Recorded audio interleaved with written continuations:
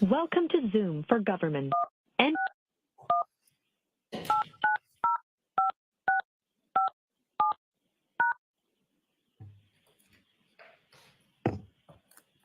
Enter your participant ID. Please enter the meeting passcode followed by pound.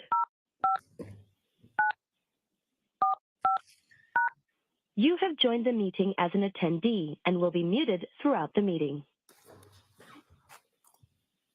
The host, you are unmuted.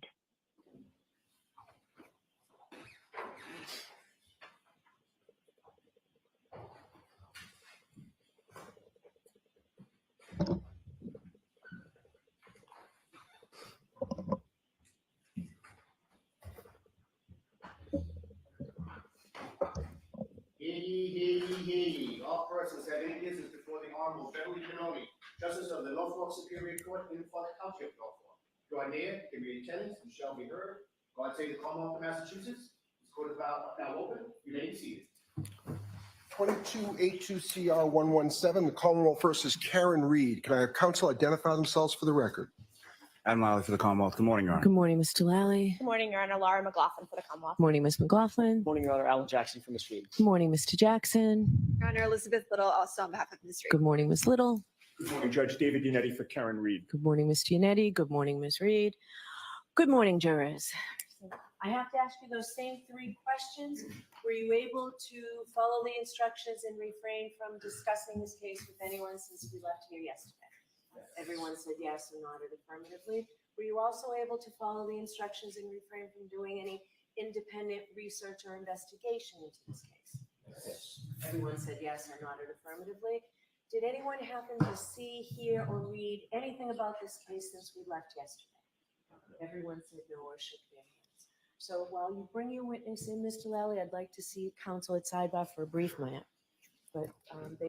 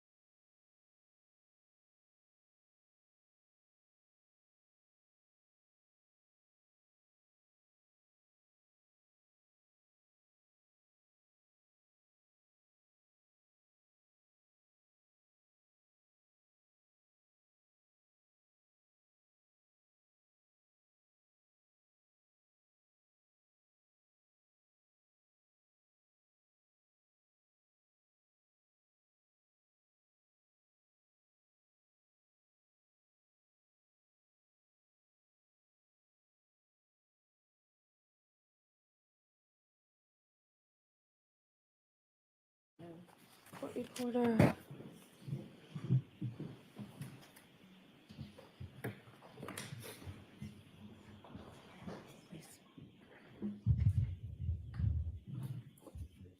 Could you raise your right hand one more time? Do you solemnly swear the evidence you give to the court and jury in the case down here is the truth, the whole truth, and nothing but the truth, so help you God? Thank you.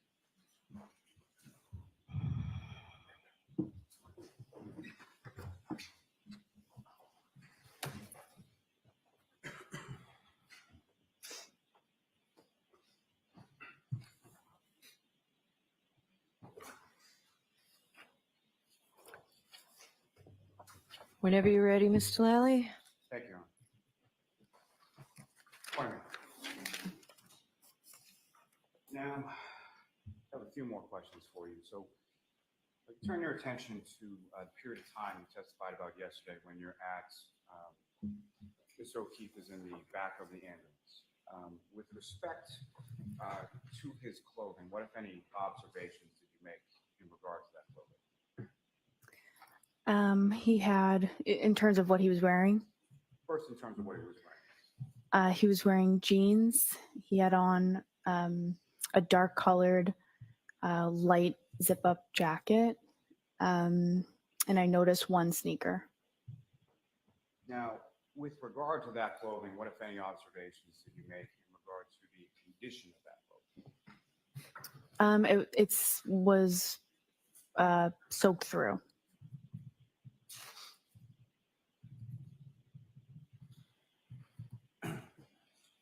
As far as tears or holes or anything else with regard to that clothing, what, if any, observations did you make of that? I didn't see any.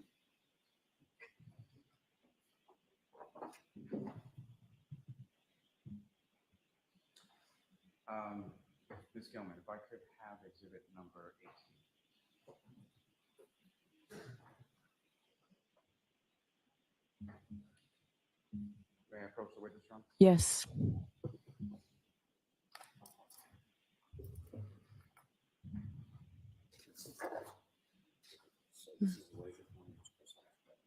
Okay.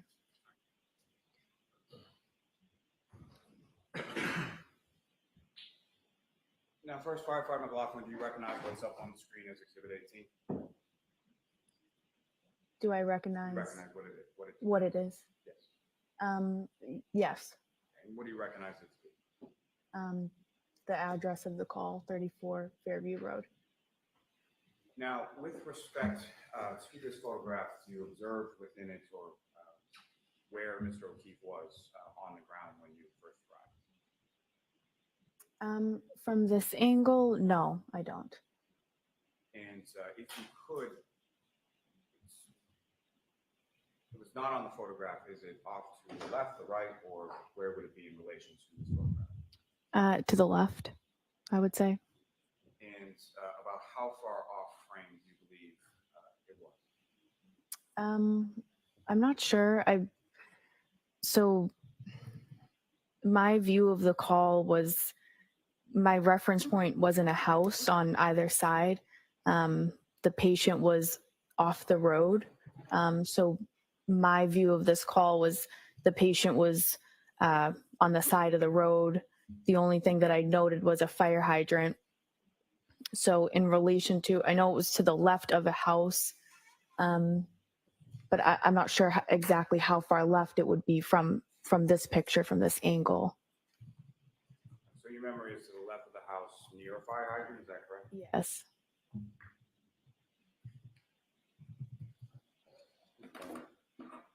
Take that down.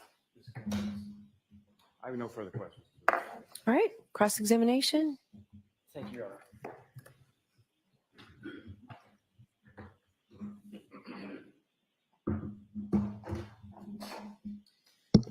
Good morning, Ms. McLaughlin. Morning. You responded to the call of an unresponsive male in the snow at 34 Fairview. That was the address you were called, correct? Correct. The house you just looked at, that is in fact 34 Fairview, right? Correct.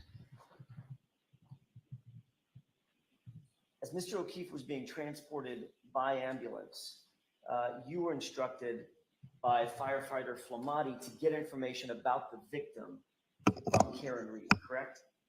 He wasn't being transported by the ambulance at that time. He was on the stretcher. And Tony, who was at the head of the stretcher, asked me to get information from Miss Reed about the patient, but he wasn't being transported in the ambulance at that time. Who's Tony? Firefighter Flamati. Got it. When you did, in fact, did you follow those directives? I did. When you finally approached Miss Reed in order to get that medical history as best you could, what did the scene look like? Who was with you or around you? So they started to move the stretcher towards the ambulance. Miss Reed was sort of, I guess I would describe it as moving around the scene. So she was moving, kind of going in circles. So I was really just focused on her, trying to get her to converse with me and get those questions. So that I wasn't really noticing anything else at that point. I was more just trying to contact her, and she was moving around. What were you wearing at the time? I had my like winter fire jacket on. What color is it? It's yellow and red. Bright yellow for safety purposes. Yes. When you began your actual questioning, once everybody sort of stood still, you began your questioning of Miss Reed. You were standing in one spot. Miss Reed was standing to your right. Is that right? Well, the questioning started, as I said, she was moving around the scene. So the questioning was ongoing as she was moving around to different locations. I don't know exactly how many of the questions I got out during the time that she was moving around. At one point, we did come to a stop. And at that point, she was to my right. That's the point I want to focus your attention on, if I could. When you came to a stop, that's the point at which you recall the statement being made that you attribute to my client. Yes. Okay. And in that group, who was there? I want to make sure I understand this exactly. So there was Miss Reed to my right. There was a civilian woman to my left. There was a police officer who was not directly across from me, but I would say maybe diagonal to me, closer to Miss Reed. Your Honor, I'm holding a photograph. This is shown to the Commonwealth. May I approach? Yes. I'll show you Mr. McLaughlin, a still photograph.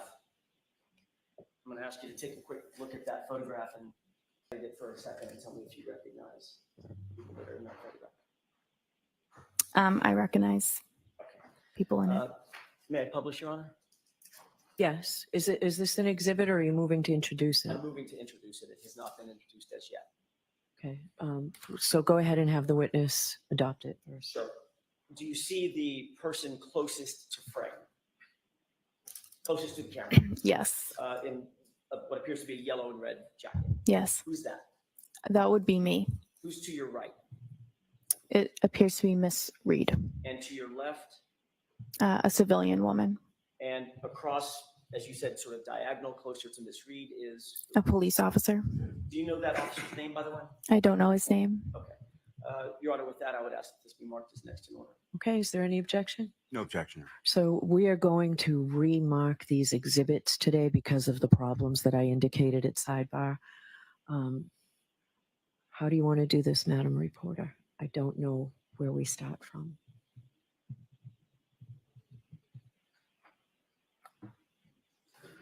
Tori, how many are in evidence?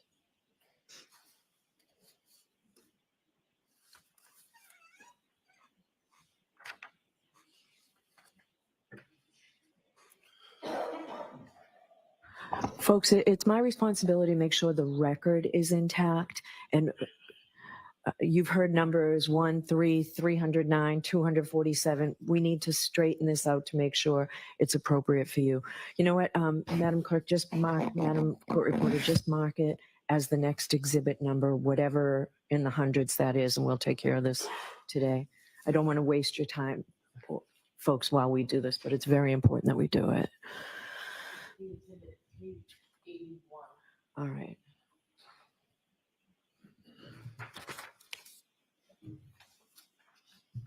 All right, so there was any objection to that from the Commonwealth?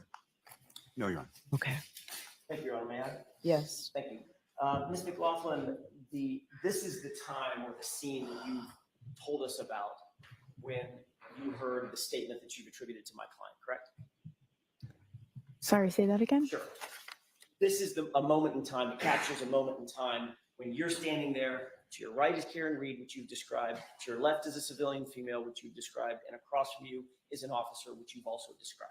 Yes. So this would be the time or close in time to the time that you heard the statement that you attribute to Ms. Reed, correct? Yes. The first time you ever made that official report, an official report to law enforcement regarding that statement was January 30th, 2022, correct? Well,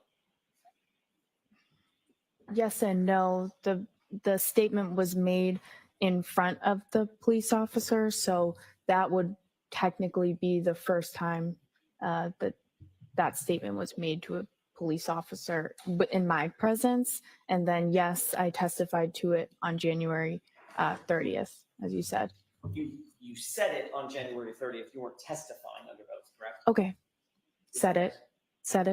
Okay. Yes. My question was really, and I appreciate you clarifying, my question was really the first time you actually told this statement to any law enforcement officer was on January 30th. Yes. Okay, we can take that down. That was when you met with Trooper Michael Proctor, correct? Yes. Obviously, that was very close in time to the event. It was the next day. Is that right? Yes. The events were close. The 29th. Yeah. So it would be the next day. Right. 29th, 30th. Yeah. Okay. The events were fresh in your mind at that time. Yes. You obviously knew about the importance of that interview. You knew that it dealt with a police officer who had passed.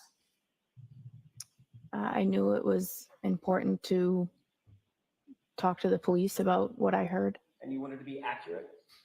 Yes. You wanted to be as detailed as you possibly could. Yes. And you understand that memories, obviously, they get a little worse with time, not better with time, right? Sure. The closer in time you are to the event, the fresher your memory is going to be about the details of that event. You would agree with that, right? Sure. You told Trooper Proctor the day after the event on January 30th that the statement that you attribute to my client was actually made to the female, not to you in response to your questioning. That's what you told Trooper Proctor, correct?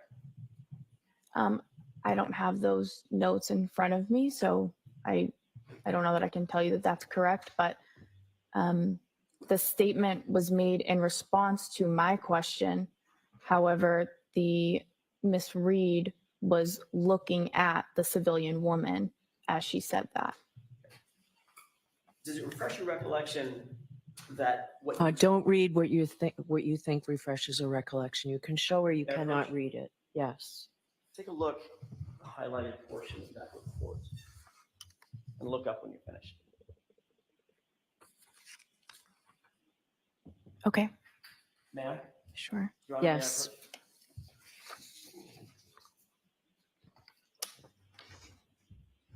Does that refresh your recollection about what you told Trooper Proctor on January 30th? Yes. And you told Trooper Proctor, Don't quote, let her. in terms Hold on. I'll see it side.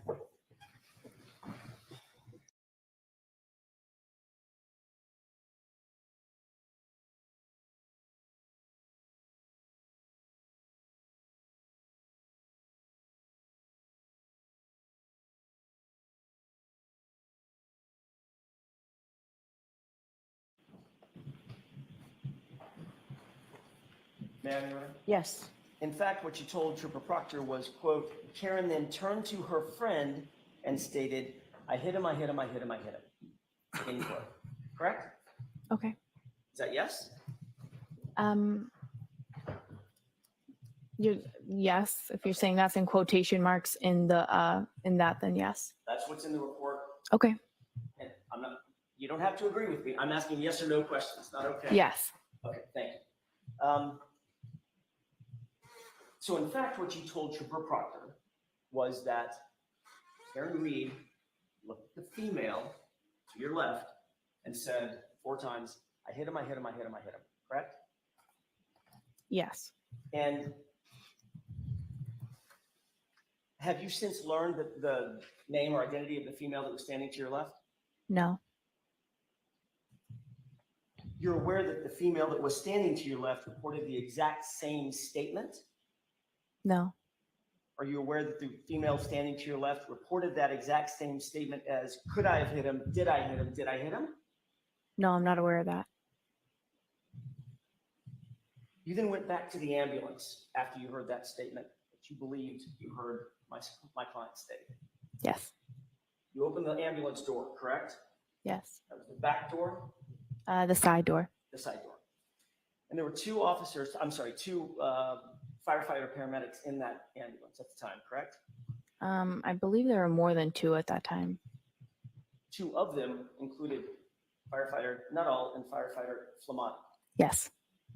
And at that point, you told them what you believed you had just heard. So I went into the back of the ambulance. I said, this is his name. This is his date of birth.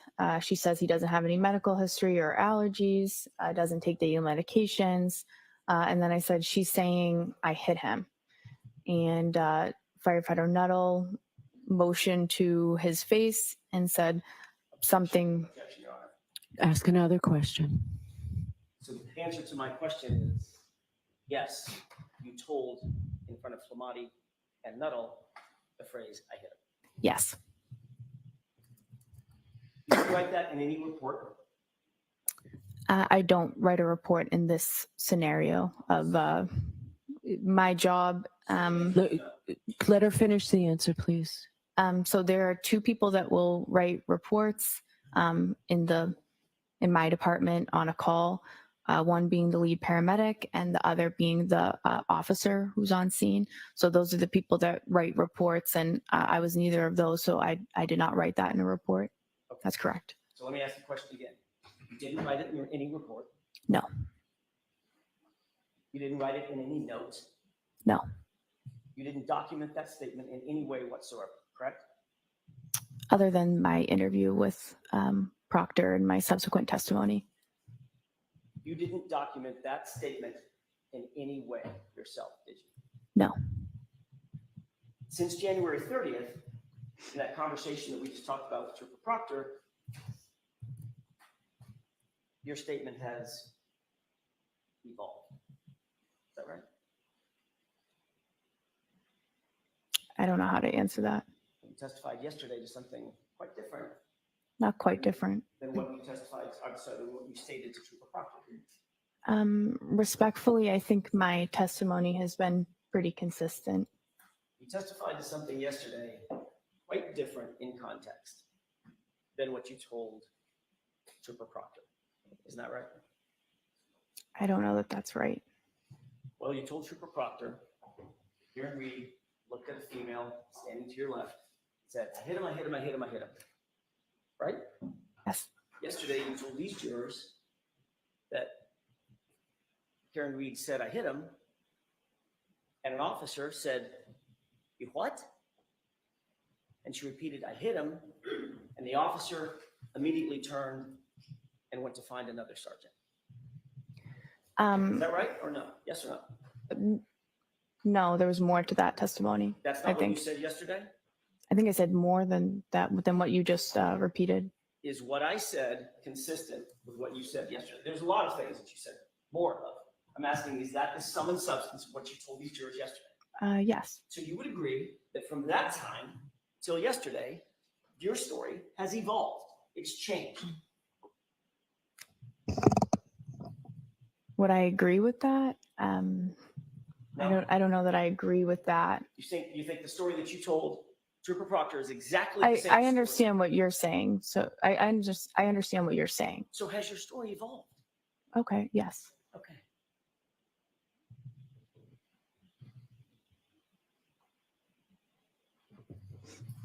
Ms. McLaughlin, who's Caitlin Albert? I went to high school with somebody named Caitlin Albert. Somebody named Caitlin Albert. I went to high school with somebody named Caitlin Albert. So do you know Caitlin Albert? I do. You're friends with Caitlin Albert? I would say more acquaintances, not close friends. How do you describe an acquaintance? I would say that we have mutual friends, so we might see each other occasionally because of mutual friends, but we don't have a one-on-one friendship or hang out regularly. Who's her dad? I don't know. Do you know who her family is? Objection. Sustained. May we approach her? Yes.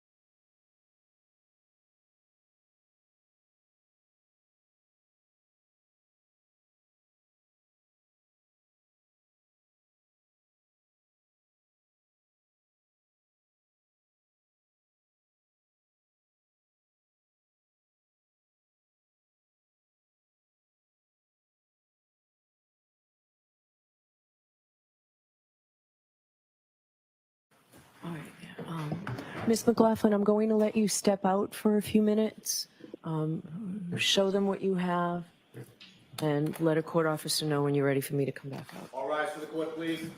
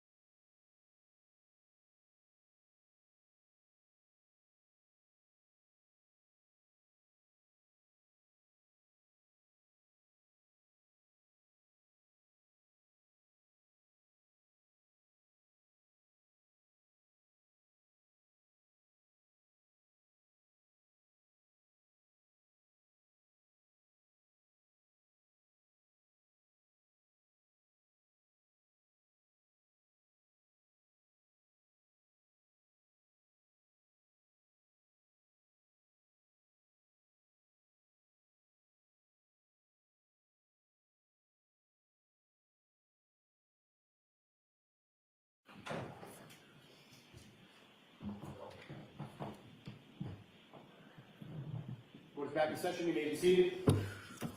All right, so Mr. Jackson, let's mark for identification the items that you told us about at sidebar.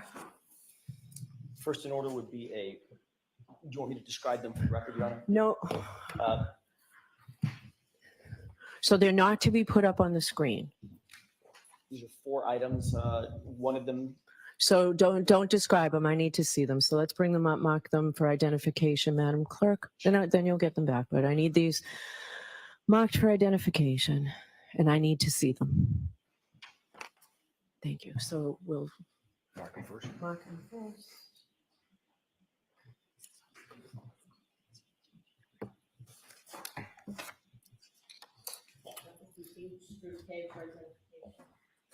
All right.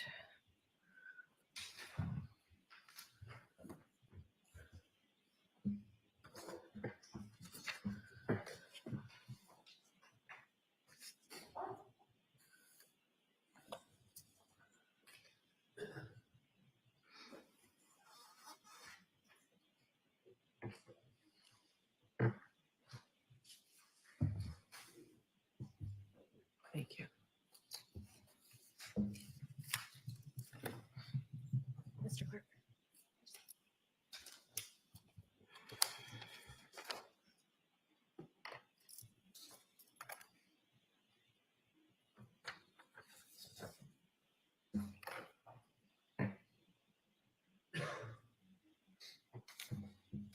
Okay, so we have 4 pieces of paper marked for identification that appear, you got these off of social media sites, Mr. Jackson? that's correct. Okay, when did you get these? I couldn't tell you the exact date, but we probably had them for between 6 months and a year. All right. And Commonwealth, you've not seen these before? No, Your Honor. Right. So we'll talk about Rule 14 in a little bit, but we'll bring the witness in. You can ask her questions, Mr. Jackson, about her vacation that you mentioned, the drinking that you talked about, the relationship with Ms. Albert. I've forgotten the first name already, and Caitlin, and about the house. So you can ask her questions about that, and let's see, you can show her these exhibits or these marked for identification if you need to. You may have trouble actually getting those into evidence, but I'm going to let you find out. You can ask her to identify them, how long ago they were, things like that. Thank you. All right, could we bring in Ms. McLaughlin, please? Yes. And Commonwealth, you just saw these today. I'm sorry, I don't remember if I asked you that. Yes, and yes. And you were objecting that, you objected at sidebar that these come in at all? Correct. Okay. Oh, here's the 4th one, I'm sorry. Mr. Jackson, here's the last one.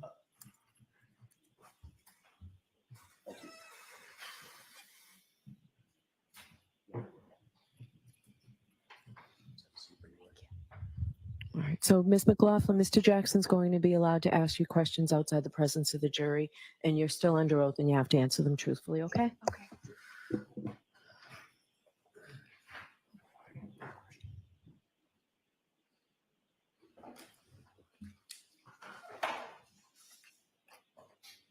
McLaughlin, when, just briefly as a predicate, when you stepped out, I just want to make sure we're very clear. Did you have a conversation with anybody from the Commonwealth between the time you walked out of court and just now? Just about if I needed a drink of water or to use the restroom. Okay, but nothing about the substance of your testimony? No. Ms. McLaughlin, I asked you before we broke if you know who Caitlin Albert is. Yes. You said that you went to high school with somebody by that name, correct? Yes. You in fact know that person as a friend, correct? I know her. She's more than an acquaintance. I would say she's an acquaintance. She's not a close friend. She had a group of friends of yours? We have mutual friends. How long have you known her? Probably since high school. When you say, and I don't want to ask your age, I wouldn't do that. How many years, how long of a span of years have you known her? Since high school, so maybe 10. And you know her family, generally? I don't. You don't know anything about her family? I don't know her family. Had you ever been to her house? Not that I recall ever being there. Not that you recall, or you haven't? There's two different things. I don't recall ever being there. Okay, so you might have been there, you just don't recall. I don't recall ever being there. Okay. If I were to ask you if you have ever been to her house, yes or no, you cannot answer that because you don't know. You cannot recall, correct?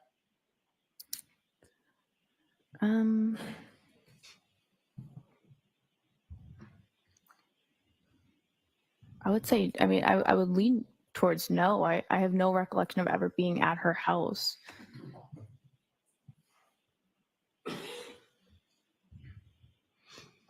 Are you friends with her on social media? Yes. May I approach you on that? Yes. I'm just going to leave all four of these up here. I know what they look like. Can you do me a favor and take a look at the first document? What does that document appear to be? It says Caitlin's friends. What does it look like? That's a printout of. I'm sorry. What does that look like? It's a printout of. Does that look like it's from Facebook or one of the social media apps? Yeah, I don't know exactly. Some social media. Okay. Under Caitlin's friends, do you see your handle, for lack of a better phrase? I do. Okay. Is that you?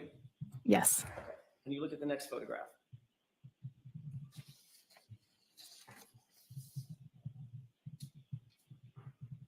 Before we talk about that next photograph, which is, I should go in order for the record, Your Honor. The first one was H.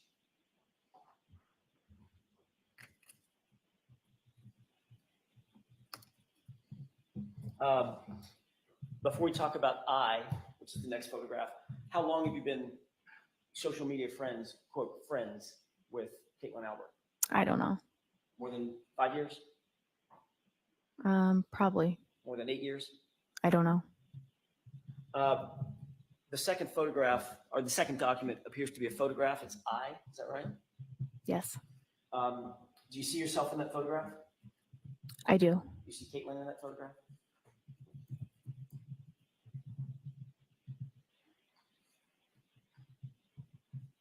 I do. When was that photograph taken? I have no idea. Where was that photograph taken? I don't know. You have no idea how long ago that was? I don't. What was the event that was depicted, or that is depicted in that photograph? I don't know. Is that local, or was that on a trip somewhere?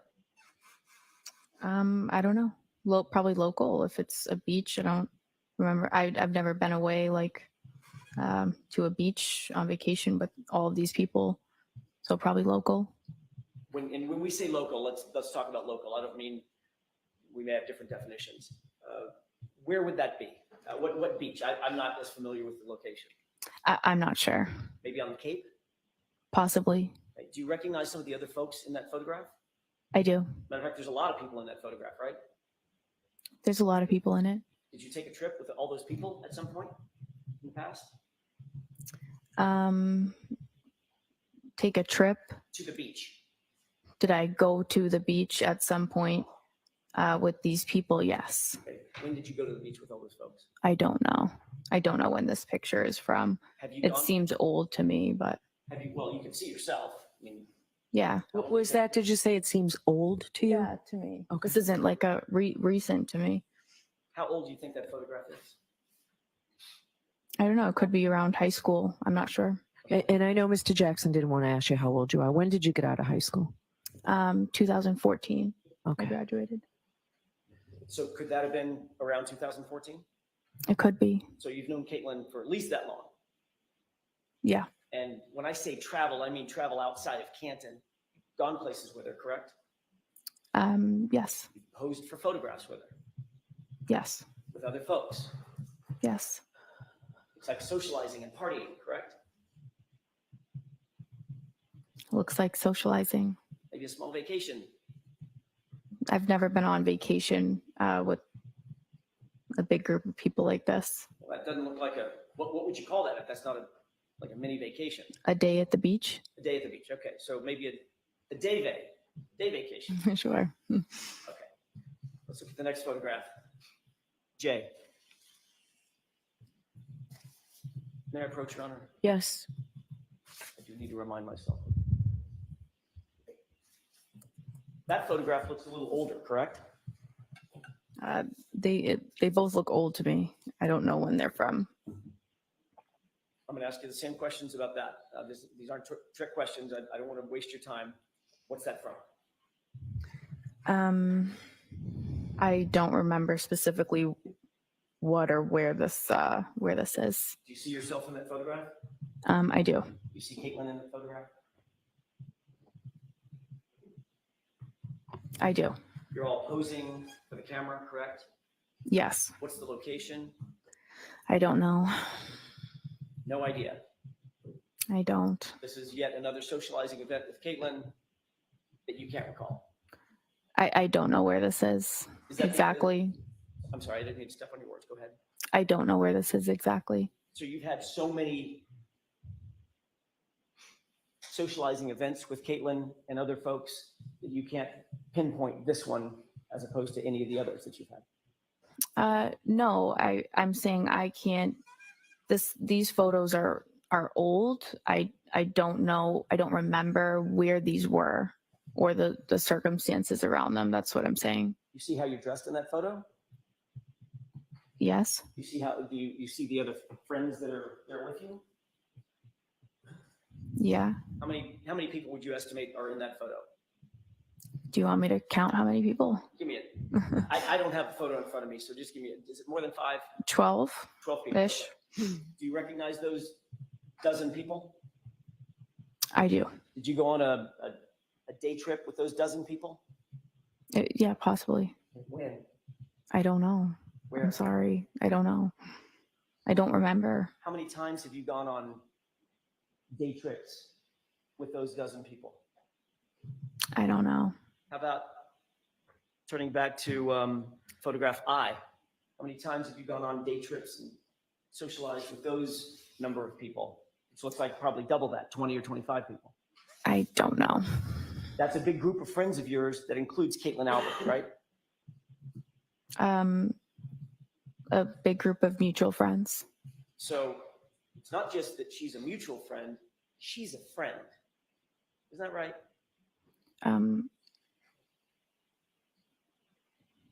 As I said before, I would consider myself more of an acquaintance. We have mutual friends. I wouldn't consider her a close friend, but yeah, I mean, that would be my answer. You basically grew up with her, went to high school with her. I didn't grow up with her. I went to high school with her. When I say grow up with her, I mean you grew up in the same town as her, right? Grew up in the same town. Went to the same high school as she did. Yes. Socialized with the same friends as she did. Yes. Went on day trips with her. Yes. And have all the same friend group. Right? I don't know that we have all the same friend group. These are people that we're both friends with. But you don't consider her anything more than just an acquaintance. I think I described it to you. The answer to my question is you don't consider her to be anything more than an acquaintance. I wouldn't consider her to be a close friend. Now let's take a look at the last photograph.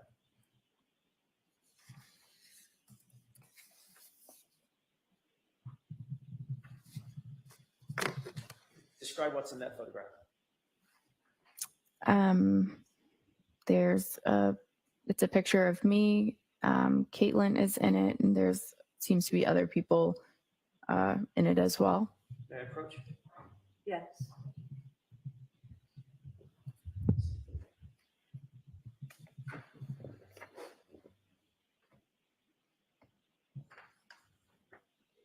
Both of you can take it. Sorry, I just want to drop it on you.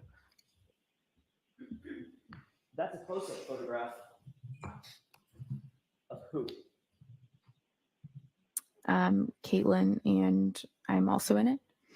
And you're doing what in the photograph as it relates to Caitlin?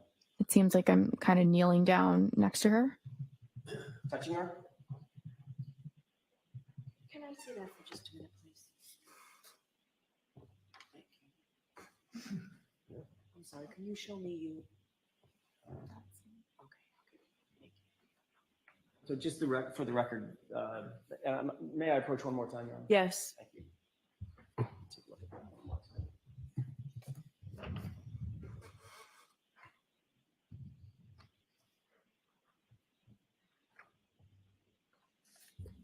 You're sort of just behind Caitlin in that photograph? Yes. Caitlin's the one drinking the beer? Yes. You got your right arm around her? Yes. You both appear to be wearing swimwear, Yes. bathing suits, Yes. and you're giving some sort of sign with your left hand? No, I'm not. Is that somebody else's hand that I saw? Maybe that's Caitlin's. Yeah. I'm sorry, I don't have the photograph in front of me. I don't have it committed to memory. Looks like that's a photograph that you and Caitlin posed for together, correct? It seems like it's a close up of a bigger, like a picture. It seems to be zoomed in on a group of people. Which was posted on social media, Okay. is that right? Are you telling me that? I'm asking you that. Have you ever seen that posted on social media? I don't recall seeing this picture, but if it was on social media, then okay. How long ago was that picture taken? I don't know. Who took the picture? I don't know. Where were you when the photograph was taken? Probably at a beach if we're wearing bathing suits. Probably at a beach or at a beach? Well, I can't see a beach in the picture. We're in bathing suits. It could be at a beach. Right. Do you recognize the bathing suit that you're wearing in the photograph? No. You literally don't even recognize your own outfit? No. So that doesn't help define where you were and when that photograph was taken? No, sir. Do any of these photographs remind you that you've been to Caitlin's house at some point in your friendship with her? No. Has Caitlin ever been to your house? Not to my recollection. When was the last time you talked to Caitlin? I don't remember exactly. It's probably been a few years. When was the last time you went to an event, socializing event with Caitlin? Again, I don't remember exactly. Did you talk to Caitlin at any point on or around January 29th, 2022? No. When was the last time you had talked to Caitlin before January 29th, 2022? I don't know. Would it have been a day before, a week before, a month before? No, I don't talk to her. Like I said, we're not like close friends, so it's like pretty infrequent that we would interact. So I don't know when the last time before that. What about texting or Snapchatting or communicating in that way? I don't remember. Would it have been a week before the 29th? I don't think so. You don't think so, or you know so? I don't think so. What about after the 29th, after you responded to 34 Fairview? You ever have any communication with her? Not that I can recall. So is that something that you think you might remember if you responded to a house of her father where there's a police officer dead or dying on the yard, on the lawn, 30 feet from the front door? You might have had a conversation with Caitlin? I've never had a conversation with Caitlin about that call or this case. Did you ever contact any of your other friends about the fact that you responded to Caitlin's parents' house? No. Were you ever asked about this relationship that you had with Caitlin Albert, this friendship that you had with Caitlin Albert at or near the time of the 29th of January? No. Did you ever disclose to anybody that you had a relationship with Caitlin Albert at or around the time of this event? No.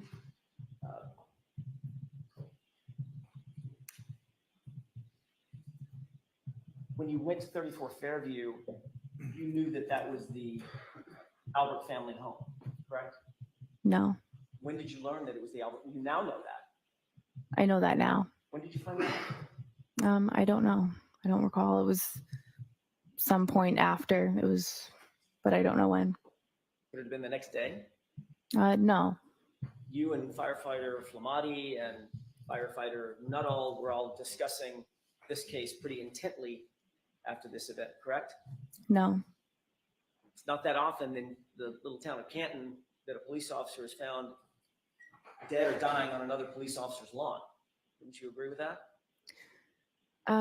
We responded to a medical call. So the conversation after the fact was at the hospital, debriefing the call, going over what happened, what we use for equipment, what we need, and just like that was the extent of the conversation.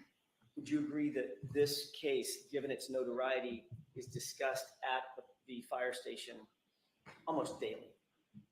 I don't know when I'm not there, but it does get brought up. And obviously the fact that the house belongs to, or belonged at the time, to the Albert family is part of that discussion. I don't know. Like I said, it gets brought up, but I just avoid it. I don't engage in the conversations. It was certainly enough of a subject matter that you learned, according to you, after the 29th, that house belonged to Brian Albert, Nicole Albert, parents of your friend Caitlin Albert, right? Well, at that point, it was on the news consistently, so I don't know where that information was introduced, but it was pretty early on after the 29th. I don't recall when it was known that that was the case. I mean, you didn't learn that was the Albert family home last week. No. You've known it for going on 2.5 years.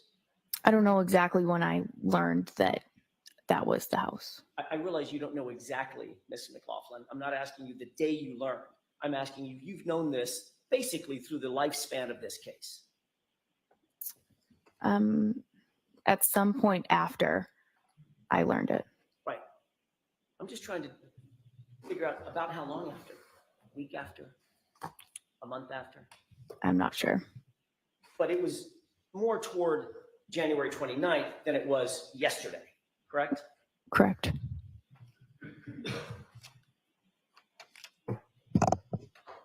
Just a moment, Your Honor. Yes.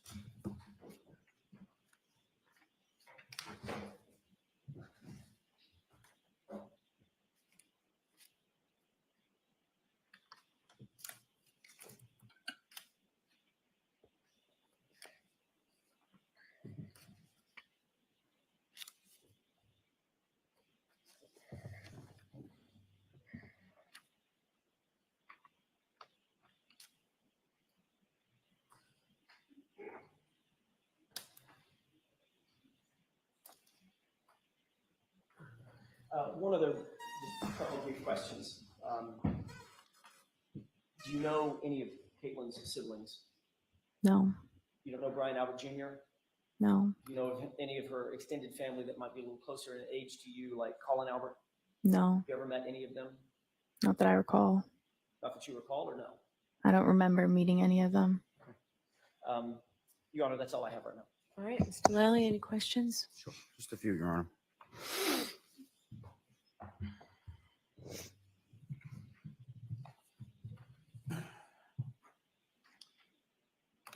So, Ms. McLaughlin, you're not friends with Caitlin Albert, correct?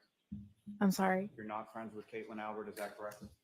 I would say she's an acquaintance, not a close friend. Now, you were shown some photographs of you in a fairly large group with Caitlin Albert, correct? Yes. You don't know when those were, correct? I don't know exactly. You don't know where you were when those were taken, correct? No, not exactly. They seem old. And just to back up, you knew her in high school, but you weren't friends in high school, correct? I would categorize our relationship as always being just acquaintances. I knew her. We had some mutual friends, but we were never close friends. We don't have a one-on-one relationship. And as far as high school versus post-high school, would you see her more so during high school, the high school years, or after you graduated? Well, probably more in high school just because you're there every day, but then afterwards, yeah, only here and there. Like I said, like mutual friends. So maybe events for mutual friends, I might run into her. And to be clear, and I think you made reference to it, but that last photograph that's marked as K, that seems to be a cropped or sort of zoomed in of a larger photo. Is that right? Yeah. Yes. Now, as far as each of those photos you were shown, you're present in a photo with Caitlin Albert in a much larger group, correct? Yes. Have you ever hung out or socialized with Caitlin Albert outside of the setting of a large group? No. You've never been to her house before that date of January 29th that you know, correct? Correct. She's never been to your house that you know of, correct? Correct.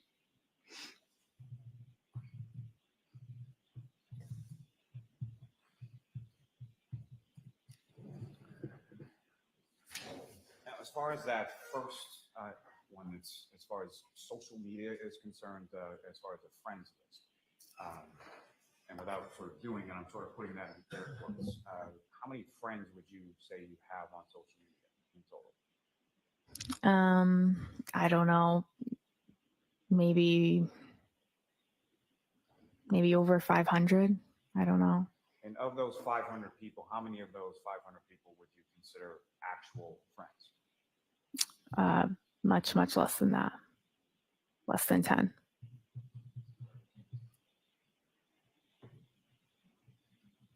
All right, why don't we wrap this up, Mr. Lally?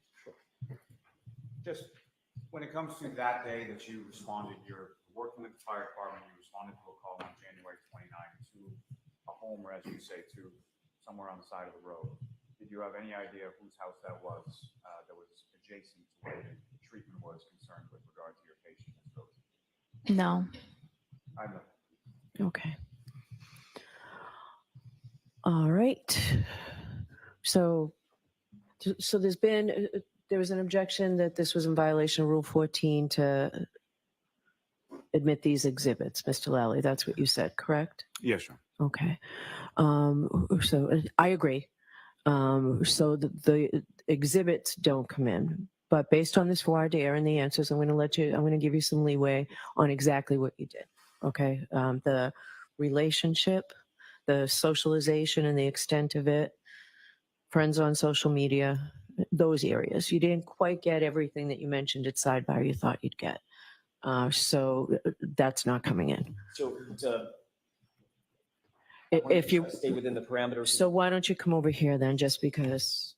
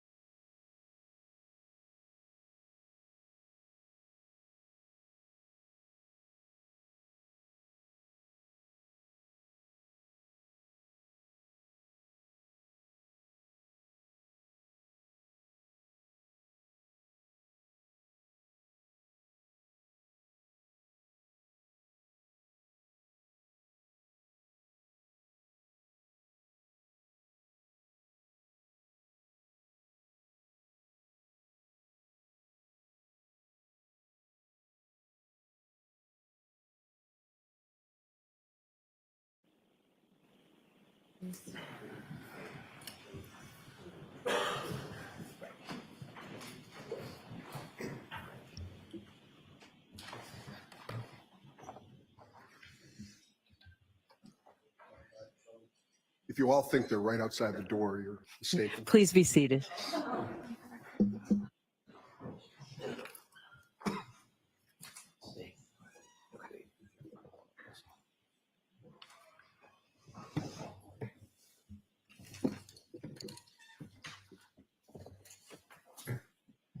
Jimmy, do you have any envelopes over there? I do.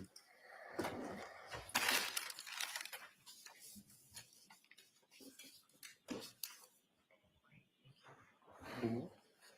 Excuse me? Do you need any more? Do you have a little bit to go up? I feel like that's good. I'll work on it. You know what? No, this is good. We're good. All right. Just use the chair for stable.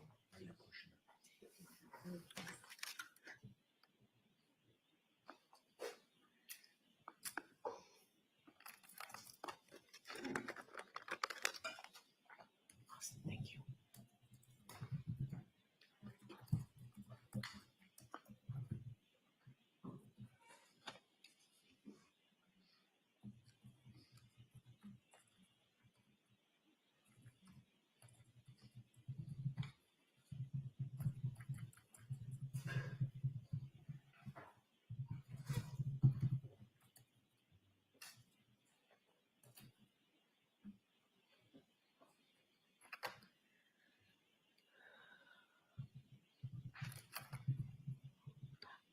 Ms. McLaughlin, did you say you had a water? Is there a water waiting for you out there that you need? Or I'm okay. Okay, thank you.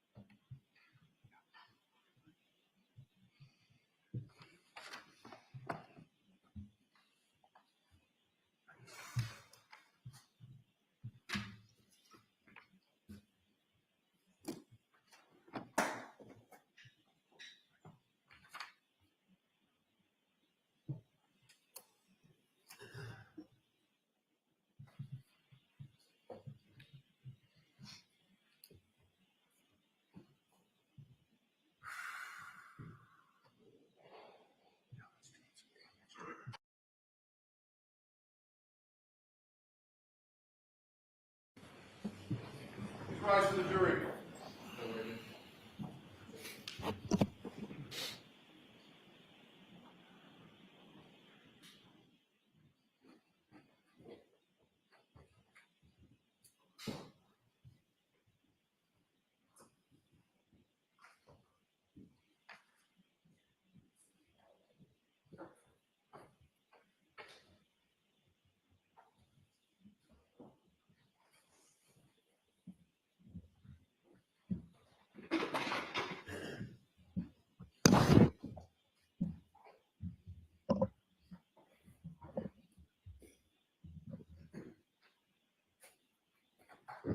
This court is in session. Please be seated. So So jurors, from time to time, there are things that I need to discuss with the lawyers, as you saw. We try and do it as quickly as we can. It's in an effort to make sure that what you see and hear in this case is appropriate for you to see and hear. So sometimes we spend a little time now that will save us a lot of time later. So we do appreciate your patience. May I, Your Honor? Yes. Thank you. Ms. McLaughlin, thank you for your patience. When we last left off, I was asking you about your relationship with Caitlin Albert. You recall that? Yes. I want to ask you a few more questions about that. You and Caitlin Albert have known each other for how long? Since high school. Which is, give me a span of time. So probably about 10 years. You have traveled with Caitlin Albert and friends. When I say traveled, I don't mean to exotic locations. I mean day trips, etc. Yes. You have a group of mutual friends together, correct? We have mutual friends, correct. Those mutual friends have gone on day trips with you and Caitlin Albert involved? Correct. On more than one occasion, as a matter of fact? Correct. On many occasions, matter of fact? I don't know. More than 5? I don't know. More than 10? I don't know.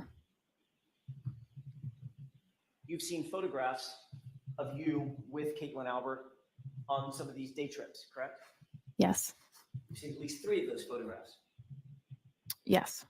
You're friends with Caitlin Albert on social media? Yes. Other than the 3 photographs that you've seen, you just talked about, there have been other events that you've been at with Caitlin Albert that weren't necessarily photographed, or we don't have those photographs, correct? Probably.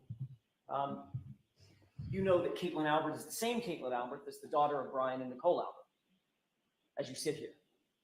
Yes. As I sit here today, yes. And you know that Caitlin Albert also has siblings, Brian Albert Jr., correct? As I sit here today, yes, I know that. And you also know, as you sit here today, that 34 Fairview was, at the time of January 29th, 2022, the Albert home, correct? I know that as of today.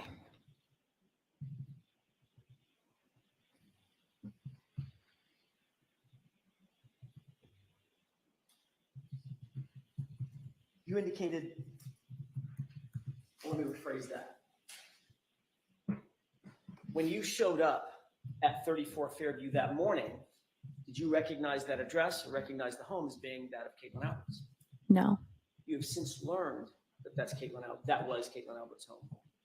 As I know that now. Right. And you gave your original statement to Trooper Proctor the next day. Yes. And from that day to this day, or let's take yesterday, from that day to yesterday, you learned that 34 Fairview was the Canton Albert family home, correct? You're asking if I know from... Between those 2 dates. Yes. Between the time you spoke with Yes. Proctor in this report till yesterday when you testified, you now know that that's the Albert home. Yes.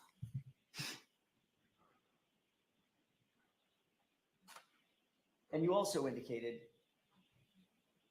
that between that report that you gave to Trooper Proctor, that statement that you gave to Trooper Proctor, and yesterday's testimony, your statement has evolved.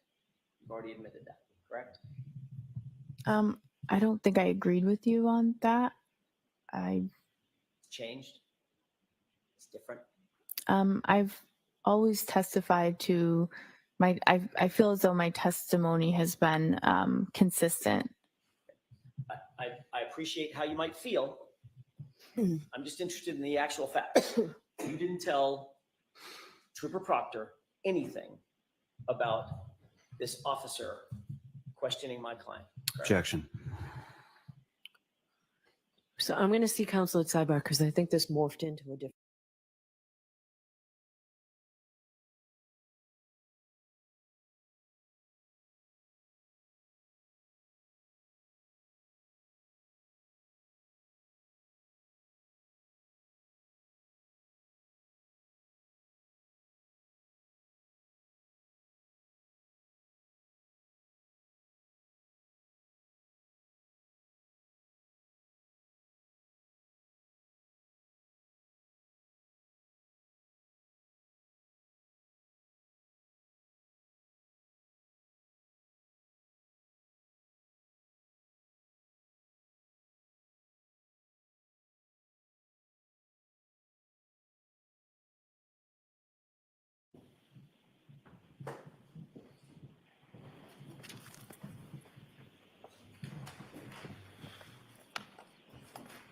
You agree, Mr. McLaughlin, that the statement that you gave to Trooper Proctor is not the same as the statement that you gave to these jurors yesterday?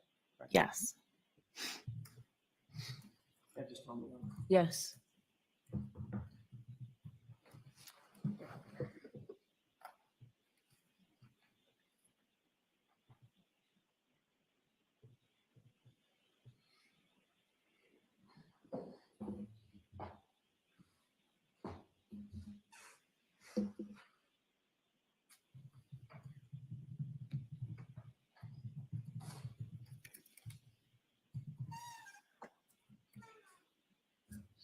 A couple of other questions. When you did make this statement to Trooper Proctor, your visit to Canton PD was coordinated by another officer to put you and Trooper Proctor together for the interview, correct? I don't recall that. Do you recall being contacted by a completely different officer to say, hey, Trooper Proctor wants to talk to you, come on into Canton PD, let's have an interview? I don't remember exactly how the interview was set up.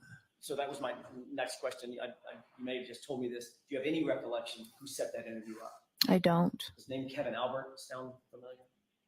No. You know Kevin Albert? No. You know him to be a police officer at Canton PD? No. You know him to be the brother of Brian Albert? No. The objection sustained. That's all I have, Your Honor. Okay. Lally, any redirect? Yes.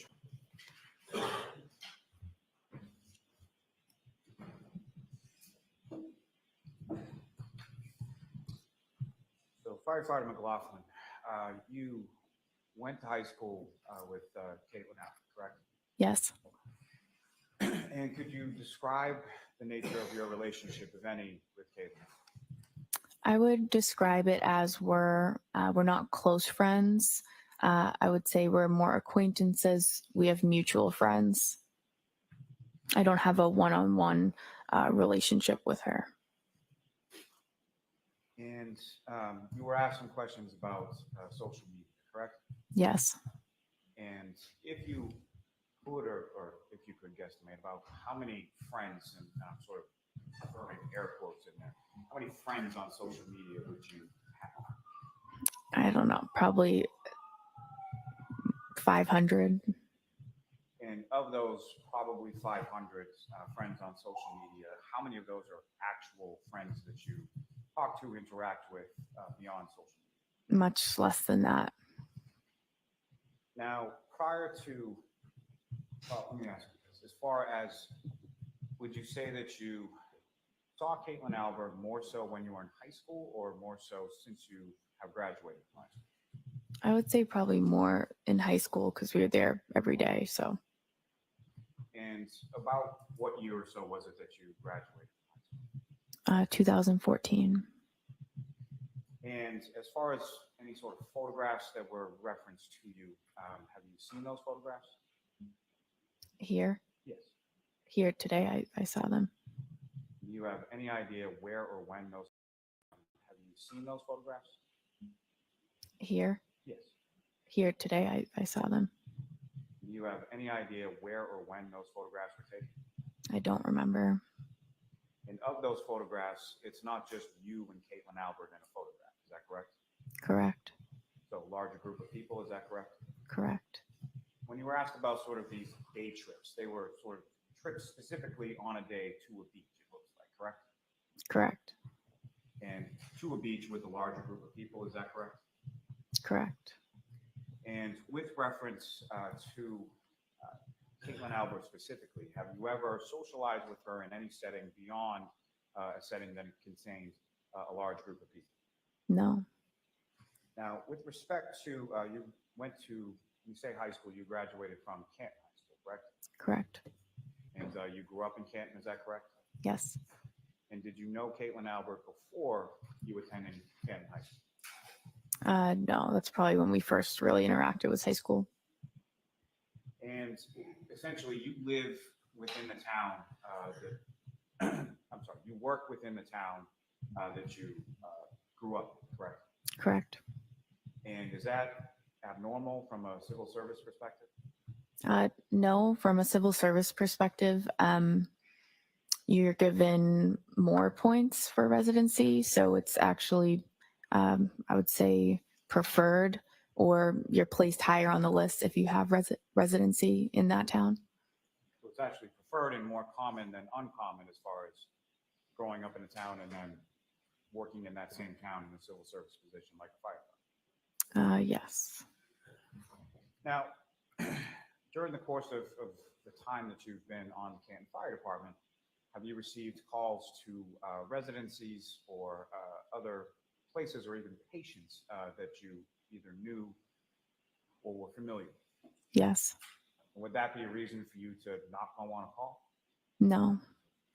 And you have an obligation, wouldn't you say, to respond to a call when a call is made and you're on duty in that station, correct? Yes. The objection sustained. Ask the question differently. As far as when you're on duty as a firefighter at a particular station house and you get a call, what, if any, choice do you have to respond to any particular call? I don't have a choice. I just have to respond to the call. And then prior to that date of January 29th, had you ever been over through socialization or otherwise Caitlin Albert's house? Not that I ever remember. Has she ever been over your house? No. And again, had you ever socialized with her outside of a large group of people? No. When you responded on that morning, just after 6 a.m., the house of 34 Fairview Road, did you know who lived there? No.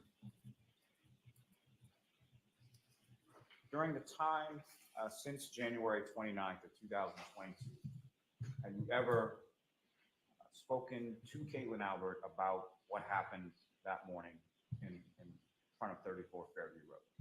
No.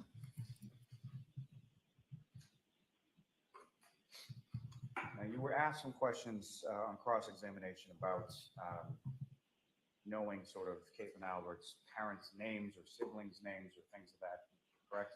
Right. And prior to January 29th, you didn't know any of those names, is that correct? No. You learned of them subsequently, is that correct? Yes. May we approach this briefly? Okay.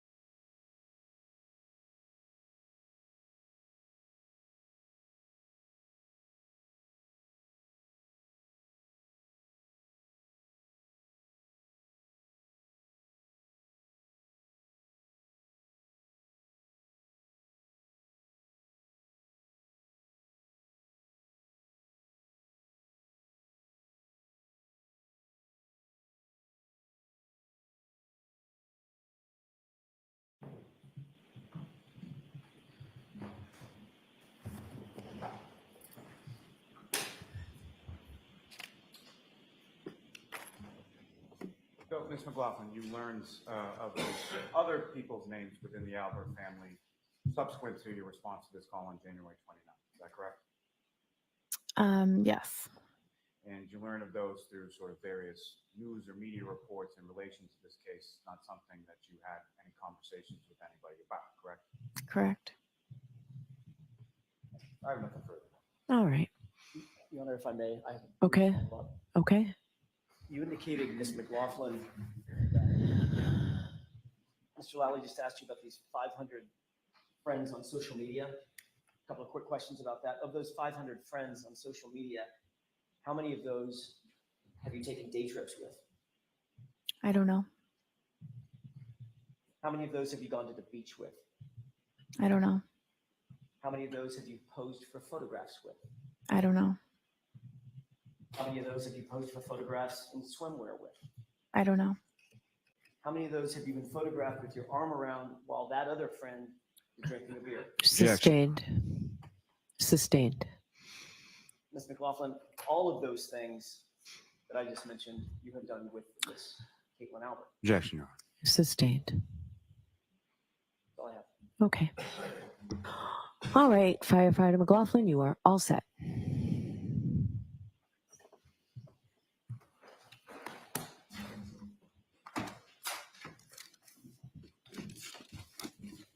All right, jurors, we are getting ready to go for our view. So we're about to visit a place which you'll be hearing about some more. You've heard about, you've seen photographs of, and in court terminology, we call this a view. The purpose of the view is to help you better to understand the evidence, which you'll hear during the trial, and to help you appreciate the location and its surroundings. The view that you will take is a part of this case. The observations that you make while on the view may be used and considered in your deliberations in reaching a verdict. The place that we're going to go, you've seen photos of, you've heard, it's 34 Fairview Road. The lawyers and I will accompany you on the bus. The attorneys may point out to you the arrangement of the scene and items that they want you to pay special note of. But otherwise, they cannot discuss anything in this case in regard to this case, and they can't talk to you. All right, they'll be able to do an opening here, and they'll be able to point these things out. While you're on the view, it's very important that you can't take notes, and you certainly can't use your phones and take photographs. All right, it's really just for you to see. You cannot conduct any independent investigation while we're there, or at any time during the trial, as you've been told. You're not to return to the scene or ask anyone else to do it for you until the case is over. So this is your opportunity to take a look when we go. What you are to do in the view may be best summarized in two very familiar words, which is stop and look. Okay. Your responsibility is to see the place, to observe it carefully, and to remember what you see. So during your trip to and from the place that we're going to view, you're not to discuss this case or anything about it among yourselves or with anyone, and you are not to permit anyone to talk with you about the case.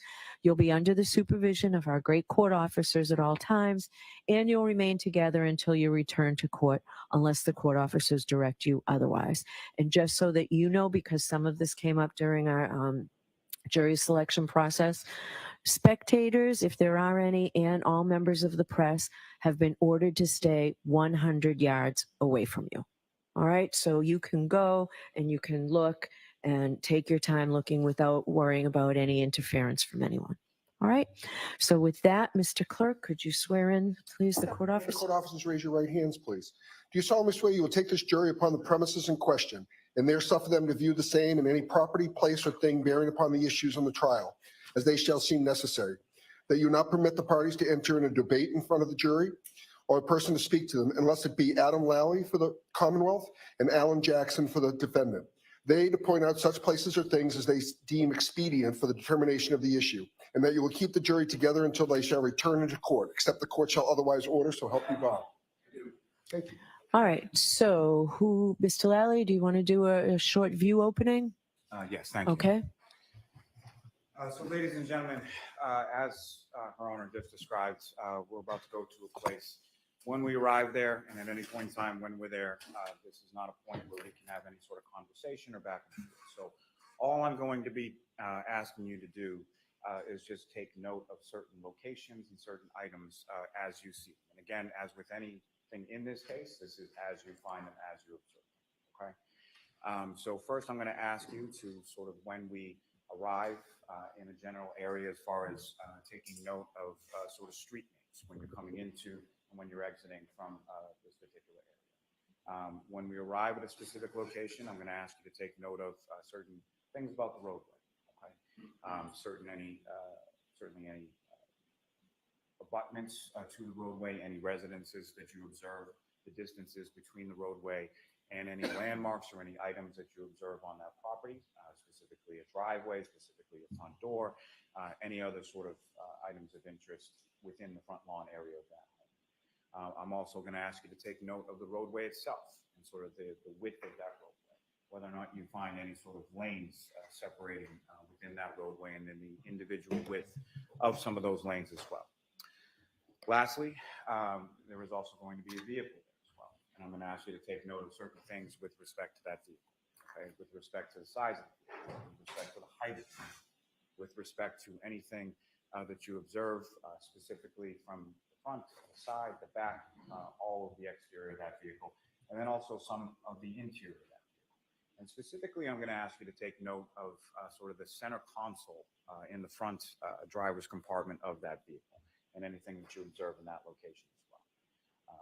And that is all I'm asking you to do on this case, and I thank you again for your time and attention. All right, Mr. Jackson. Thank you, ladies and gentlemen. This is the first time we've been able to, I've been able to speak to you directly, so I want to take the opportunity to introduce myself and thank you for your service and thank you for your time and commitment to this. I'm going to echo a lot of what Mr. Lally just said. There's nothing magical about this other than it gives you perspective. It's an opportunity to introduce you in three-dimensional form to stuff that you've been seeing in two-dimensional form. Photographs, some of the testimony, diagrams that you might see. So I'm sorry, we're really pointed on what you can say. What we're going to ask you to do is take special note of the relationships of physical items out at the scene. Much as Mr. Lally just indicated, there are going to be physical things out at the scene. You've heard about a flagpole, a fire hydrant, a house. We're going to ask you to take special note of where those are in relation to other things physically at the scene. That will hopefully, with the court's instruction, give you some assistance in putting together the testimony that you think is relevant and the documents that you think are relevant. Again, to echo what Mr. Lally said, we're going to ask you to look at the roadway, the vehicle, the house, the physical items at the home, and the relationship between and among all of those things to each other. Hopefully, that will give you a very good understanding of what we're dealing with, especially with the exhibits. Thank you. All right, so folks, we'll be all set. We'll see you at the bus in a little bit. Just make sure your notebooks are closed. You are muted. Goodbye. Quiet, please.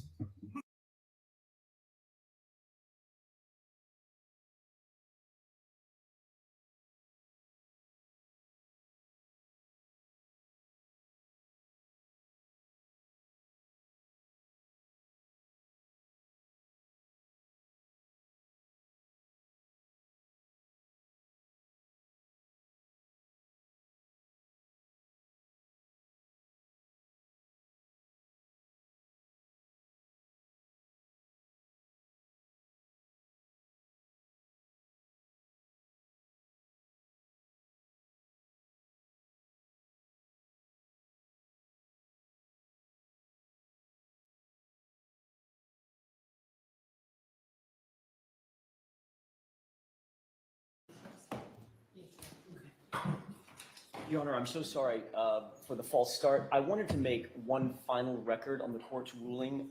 I respect the court's ruling on the Go ahead, you can make your record. Maybe it would be better if I did it over here. I wanted to interpose an objection to. So I think it would be better if you did it over here. It's illegal. It's just illegal. I don't know what you're doing. Come over here and tell me what you're going to do, and then I'll Sure. get back and do it.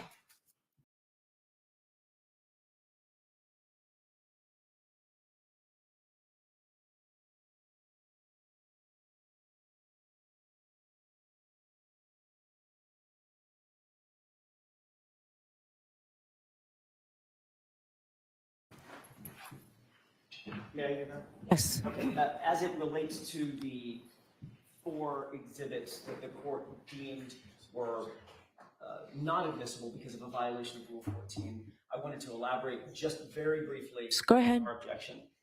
We believe that under Rule 14, we were not obligated to have to present these exhibits to the Commonwealth in discovery. Rule 14 does not require such disclosure when the exhibits are used for impeachment only. And that's exactly what those 4 exhibits were going to be used for and what we intended to use them for. Had this witness said, I know Caitlin Albert, we've been friends for 10 years, we went to high school together, we've been on day trips together, we've been to the beach together, and we've socialized together. I wouldn't have to show any photographs, but that's not what she said. What she said was, I went to high school with a person named Caitlin Albert, which is a bastardization of the truth. That's not the truth. And those 4 photographs are what got her in the voir dire process, what got her to admit that she in fact does know Caitlin Albert, and those are on a very, very different level than she first suggested. As the SJC is explained in the case of Commonwealth versus Aguiar, Aguiar, at 400 Mass 508, pin site at 513. It's a 1987 case that says the following, and then I'll finish my record. Quote, a defendant has a constitutional right to bring to a jury's attention any circumstance which may materially affect the testimony of an adverse witness, which might lead the jury to find that the witness is under an influence to prevaricate. It matters not that the evidence would reveal an otherwise inadmissible fact, such as the witness's commission of a crime. A judge may not restrict cross-examination of a material witness by foreclosing inquiry into a subject that could show bias or prejudice on the part of the witness, end quote. And that's exactly what we believe we were entitled to do with Katie McLaughlin as a witness for the Commonwealth. She has bias, or at least the jurors can consider a bias. She has prejudice, the jurors could consider a prejudice because of a pre-existing relationship with Caitlin Albert about which she was not truthful. So I wanted to make that record and ask the court to reconsider whether or not those 4 exhibits could be introduced. I don't need to make any big deal about it. I don't want to call her back to the stand, but I think the jurors, now having had the description of those photographs, should be able to see them in evidence. And I would submit. All right. So that request is denied. The record's clear. So Ms. Reed is not going on this view. She just needs to make sure she's back here by the time we return. So Mr. Yannetti, you're nodding. Yes, You will understood. contact her and make sure Understood. she's back here. Understood. All rise for the court, please.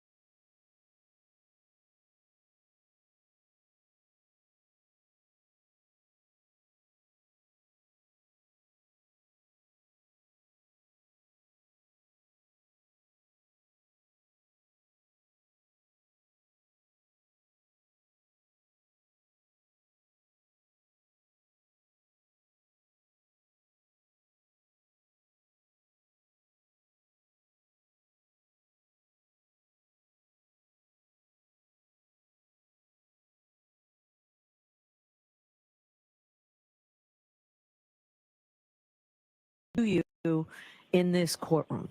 Okay? So with that, Mr. Lally, do you have a witness for us?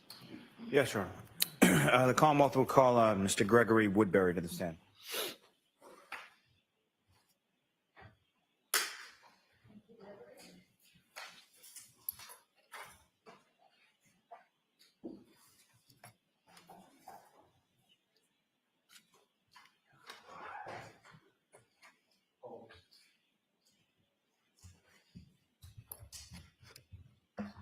Step up to the witness stand, please.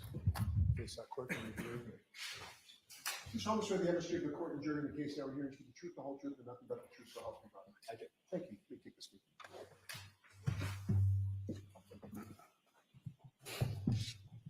All right, Mr. Lally, whenever you're ready. Thank you, Your Honor. Good afternoon, sir. Good afternoon. Could you please state your name and spell your last name, please? Greg Woodbury, Woodbury. And what do you do for work, sir? Lieutenant paramedic on the Canton Fire Department. And how long have you been a member of the Canton Fire Department? About 24 years now. How long have you had the rank of lieutenant within the Canton Fire Department? That's been 8 years now. Now, prior to working with Canton Fire Department, what, if any, other work did you have within that same sort of field? Prior to being on Canton Fire, I was an EMT paramedic in the North Shore area. And if you could just, with regard to your working as a paramedic and a firefighter, specifically as far as being a paramedic, what, if any, sort of specialized training did you receive in regard to, or certifications did you receive in regard to being a paramedic? So after I got my EMT, when I went to paramedic school, I went to Northeastern University. It was a 1-year full-time program. And following you successfully completed that program, is that correct? Yes. And is there any sort of continuing educational component or recertification component in regard to your paramedic certification? Yeah, every 2 years, paramedics have to recertify. We're required to get so many hours of continuing education to recertify every 2 years. If I could turn your attention to the date of January 28th, 2022 into January 29th, 2022. Were you working with the Canton Fire Department on that day? Yes. And what kind of shift were you working on that occasion, if you recall? It was a 24-hour shift. And 24-hour shift within the Canton Fire Department is what to what? It's 8 a.m. to 8 a.m. the next day. Now, turning your attention to the 29th, at what point do you sort of get up and start to begin your day at the fire station? So a normal day, sorry, was that my beginning of the shift you're talking about, or the end of the shift?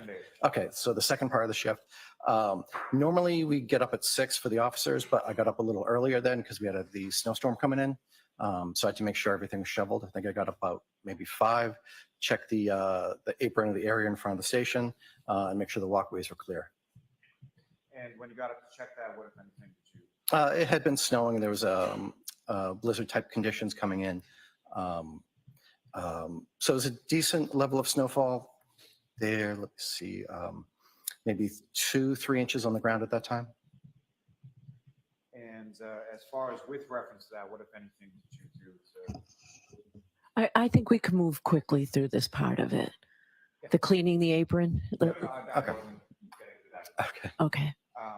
As far as that particular date or that shift, how were you assigned within the firehouse? I was lieutenant on engine 4. And with respect to that, at some point shortly after 6 a.m., did you receive a dispatch to a call? Yes. Yeah, we're dispatched to a call for a person in the snow.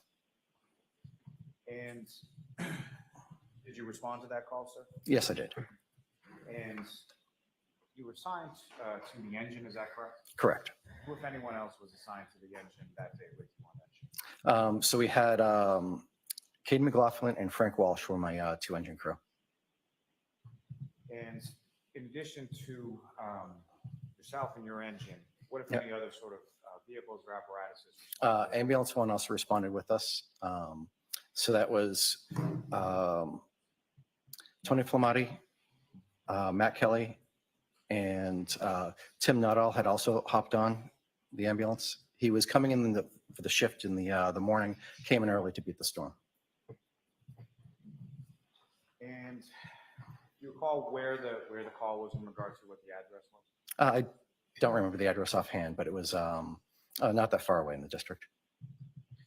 And when you arrived in the engine, when you first arrived on scene, as you were arriving on scene, what, if anything, did you sort of see as upon your arrival? So the police were already there.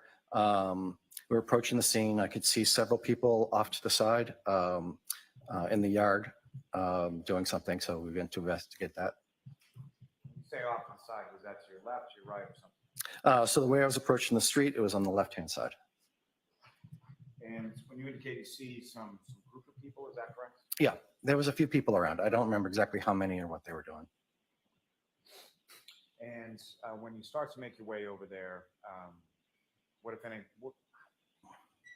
when you arrive on scene, Yep. what is sort of the first thing you do? So we went to evaluate the patient. I believe someone had started CPR prior to us getting there. So we went to continue that. When you say someone had started CPR prior to you? I don't remember the particular individual that was doing it as we arrived. My only question, sir, so it's someone outside of your department, correct? Yeah. And do you know if it was one of the police officers or someone else? I don't remember.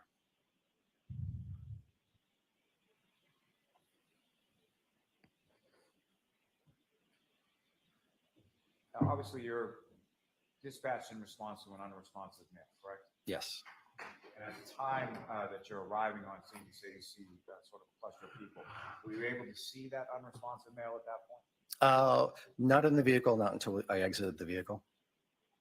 And at some point, much later or subsequently, did you come to learn the identity of the unresponsive male or the patient that you were involved in? Afterwards, they told me yes. At the time, I did not know.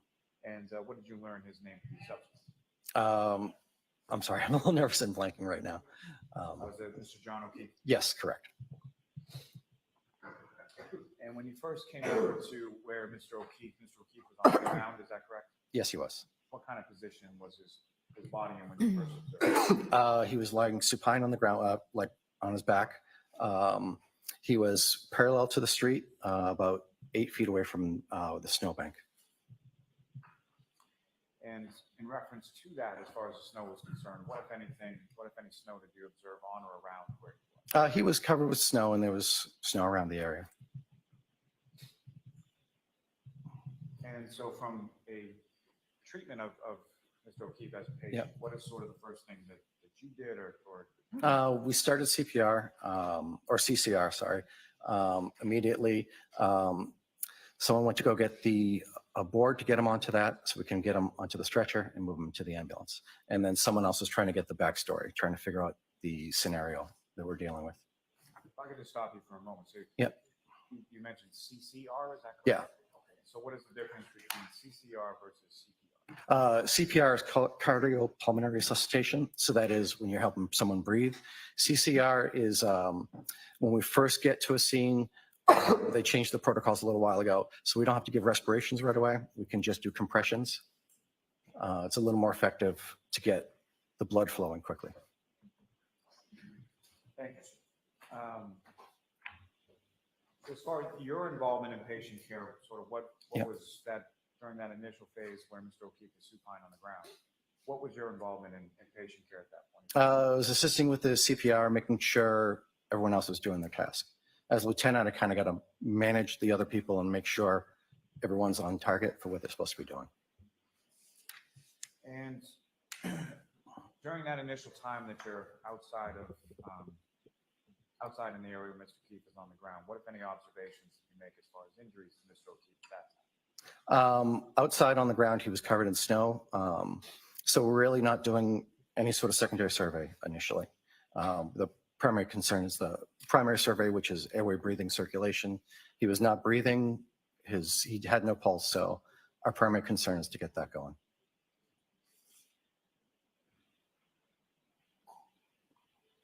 And at some point, are you able to get him from the ground to the back of the ambulance? Yeah, we moved him onto a longboard, then moved him from the longboard onto the stretcher, and brought the stretcher over the ambulance and loaded him in there.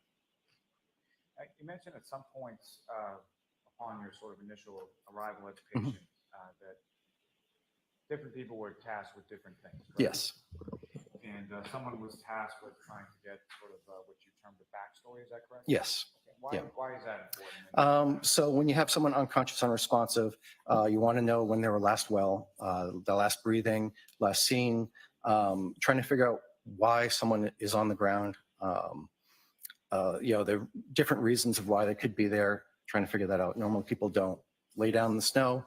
So trying to evaluate the reason the person was unconscious. And so you're able to get him on, Mr. O'Keefe, onto a stretcher into the back of the ambulance, correct? Yes, Okay. And fair to say that the lighting in the back of the ambulance is better than it was outside. correct. And when you're in the back of the ambulance, are you able to then do or participate in that secondary survey? you were Yeah, talking about? yeah. We started doing a secondary survey after we started getting good compressions going. Someone was working on the intubation. And then one of the procedures is to strip off the clothes and evaluate the person. And if you recall, how were the clothes removed? I don't recall exactly which method they used. Typically, we cut them off, but I'm not sure if they did that or they just pulled them off. And what, if anything, do you recall as to Mr. O'Keefe's clothing and sort of what he was wearing when he was found? I really wasn't paying attention to it. The primary concern is trying to revive him. So to that secondary survey, as far as once you're in the back of the ambulance, what, if anything, did you observe as far as injuries on Mr. O'Keefe that? He had a hematoma or a bruising. The right eye was very prominent. There was some scratches on the right forearm. Was most of the external injuries we noted. And now, in addition, so as far as people on scene, there were a number of different firefighters from your Yes. department. You mentioned that the police were on scene when you arrived. Is that correct? Correct. So beyond the police and fire, what, if any, other individuals did you observe at some point when you were on scene? There was some other civilians there. I really wasn't paying attention to them.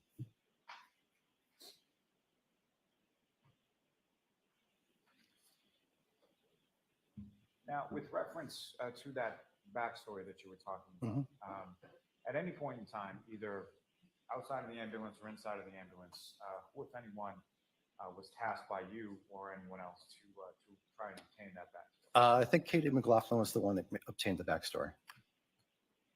And if you know, was there any other conversation that you were present for between any of your other firefighters and any of those civilians? That was primarily when she relayed to us the information that she had obtained. We were trying to figure out the scenario of why he was found unconscious, unresponsive. Let me ask you this way. So as far as arrival at the patient when he's on the ground, Yep. Who gets there first? You and the other individuals in the engine, or the firefighters in the ambulance? We both respond from the same station at the same time. The engine's in the front, the ambulance usually in the rear. So I believe we pulled over, the ambulance pulled over at the same time as us. I believe C5 went as well, which is the captain. He was also responding with us. Now, as far as the person that Firefighter McLaughlin spoke to, what, if anything, did you know about that person at that time? At that time, I knew nothing. I knew there was someone that had been with him. She relayed the information of what she had heard to us. And the information that Firefighter McLaughlin, without reference to what it was, but the information that Firefighter McLaughlin was able to obtain, did she communicate that to you and the other firefighters? In the ambulance? Yes. Yeah, she came in the ambulance, told us what she had heard.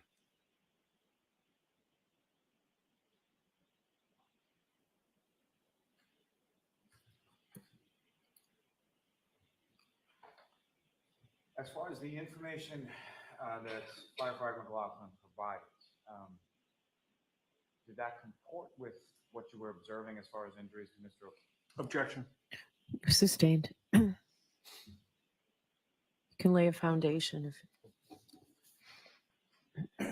Now, as far as, again, the injuries that you observed to Mr. O'Keefe in the back of the ambulance were what? It was the bruising of the right eye and the scratches on the forearm. And what, if anything, did Firefighter McLaughlin indicate to you had been told to her?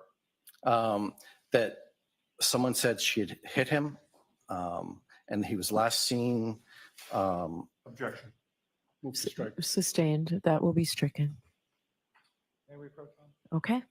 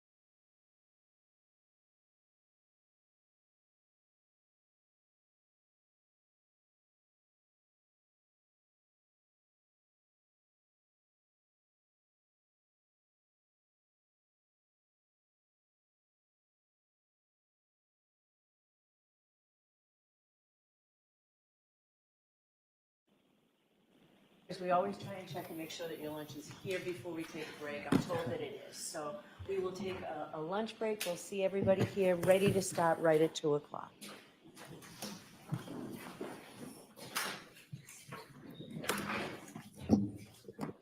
Rise for the jury.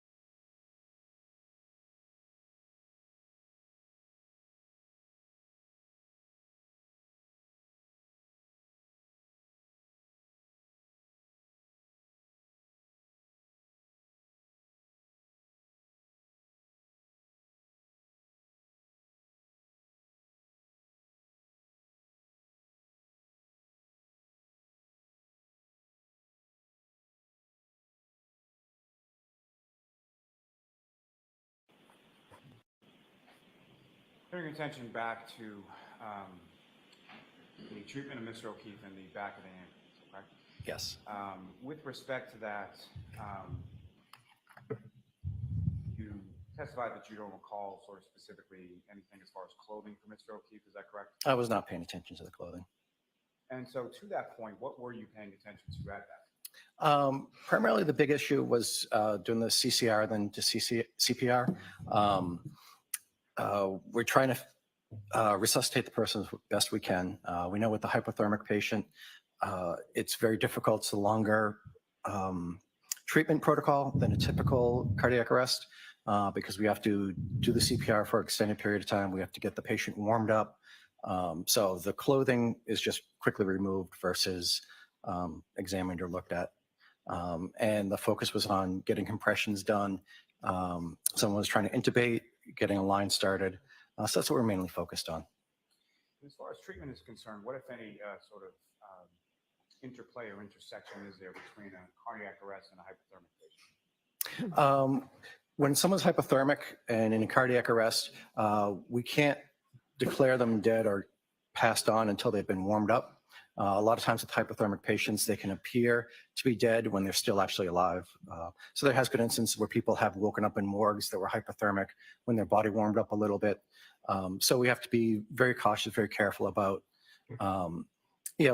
treating them as much as we can, as careful as we can. We can't shake them too much, can't move them too much. So it's getting the blood circulating and then starting ventilating after a few minutes. Back to the CCR, the chest compression. Yep. We're talking about. What, if any, sort of, based on your training and experience, what, if any, sort of protocols are? Well, let me ask you this: were you doing chest compressions throughout the entirety of this interaction with the patient? No, chest compressions. Most people do them about 2 minutes. After 2 minutes, it's very tiring to do chest compressions, so we swap off every few minutes. So a different person will come in and do the compressions. They'll do it for a little while, go into a different task. Someone else will come in and do compressions. Is that sort of the protocol that you followed in this instance? Yes. Yes, we were rotating her person doing compressions. And the ambulance at some point leaves the scene and goes to a hospital. Is that correct? Correct. Did you know what hospital, Mr. Good Samaritan Medical Center. If you could just wait. Yeah. Sorry, I'm sorry.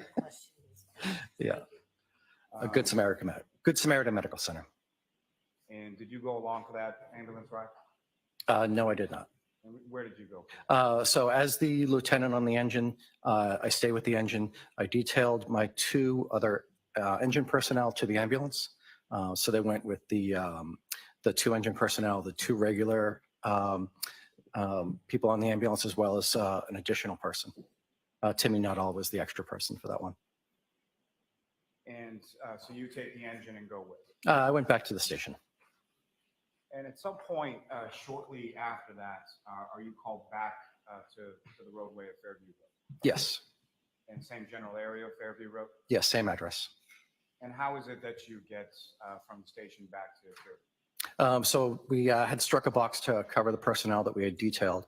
That means we send out a page looking for additional people to come in. We had Sam Pock come in. So he was my engine driver. And I was in the lieutenant's seat. We responded back in engine 4. And the ambulance that had been there on Fairview Road with you previously was at Good Samaritan. Yes. Yeah. A call like that takes an extended period of time, even at the hospital, to assist them there. So we had to get an ambulance from Station 2. And if you know, who was on that ambulance from Station 2? That was Jason Becker and Dan Whitley. Now, with reference to this particular call, what, if anything, was this secondary dispatch with regard to? So this call was for Section 12, which is someone in having a psychological issue. And do you know who that Section 12 was in regard to? Yeah, this was for Karen Reed. And at some point, you go back to the scene along with the engine and the second ambulance from Station 2? Yeah, so the engine got there first. The ambulance coming from another station, so it was a couple extra minutes before they got there. And when you arrived, who, if anyone else, is sort of on scene on Fairview Road at that? The police were still on scene. They had never left. So initially it was me, Sam Pock, and the police. So I went up to try to get the backstory of why we're doing a Section 12 and what was going on. And well, when you first arrived, without regard to what was said to you, but who, if anyone, do you speak with to sort of try to gain this information or backstory? When I got onto the scene, I talked to the police that was there. Who'd you talk to, sir? The police officer who Police was there? officer, yes. Sorry. And do you recall specifically who that police officer was? I really did not pay attention to the individual officer. And at some point, do you have a conversation, or what, if any, conversation do you have with the patient in this case, the defendant, Ms. Reed? So it was when we identified Karen Reed as the patient, the ambulance arrived shortly after. We started talking to her and trying to get her into the ambulance to talk to her further. And just to be clear for the records, when you say Ms. Reed, do you see her in the courtroom today? Yes, she's right over there. Does the record reflect identification of the defendant by the witness? Yes. Thank you.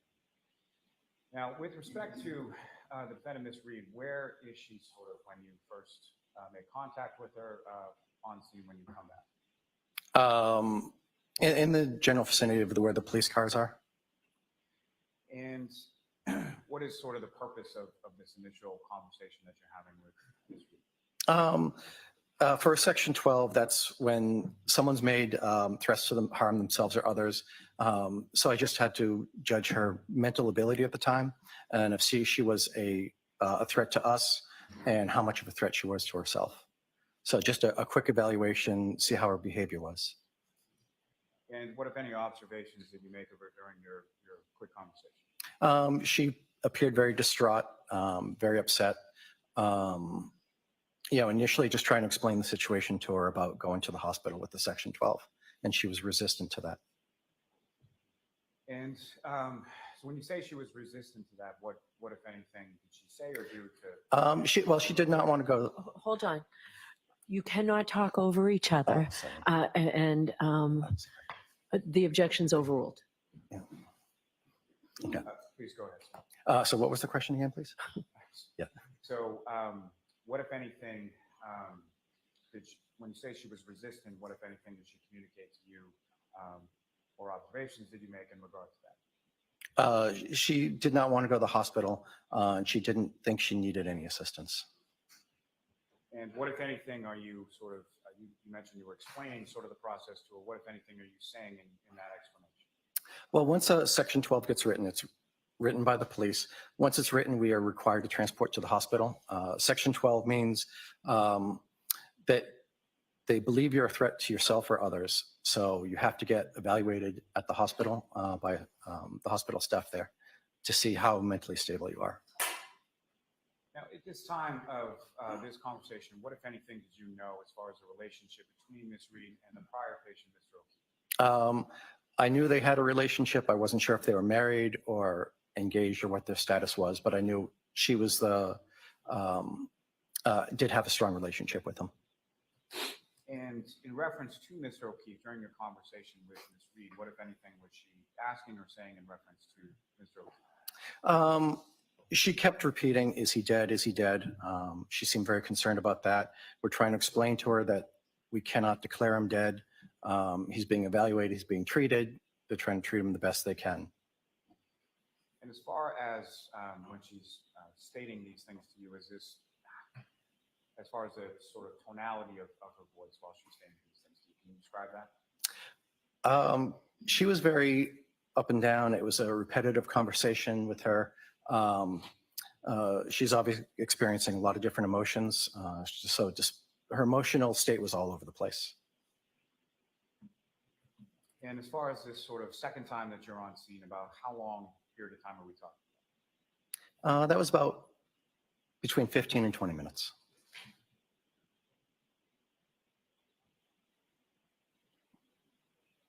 And as far as your conversation with Ms. Reed, where did she go? Did you stay with her sort of the entire time that she was on scene that second time? Or because she was resistant, we were trying to get her to voluntarily go.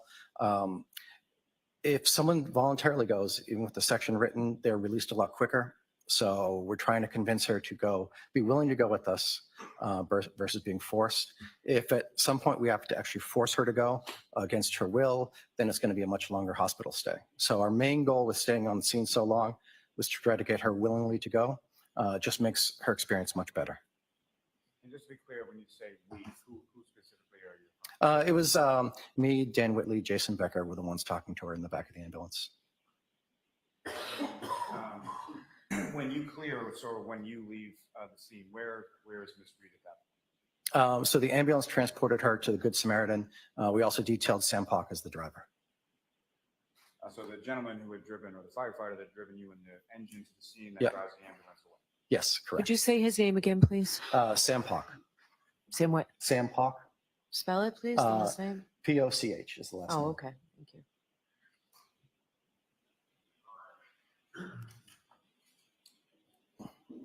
Thank you, sir. I have no further questions. Okay. Ready? Thank you. Good afternoon, sir. Good afternoon. Mr. Woodbury, you and I have never met or spoken, correct? No. I know you had said you were nervous, so I'm going to try and make Okay. this fairly brief, Thank you. sir. I just have a couple of areas that I'd like to go Okay. to you with. So to your interaction with Karen Reed and what you actually heard from her mouth. Okay. That's sort of where I want to concentrate, as opposed to anything that anybody else may have said to you about what they believe she might have said. Okay? Okay.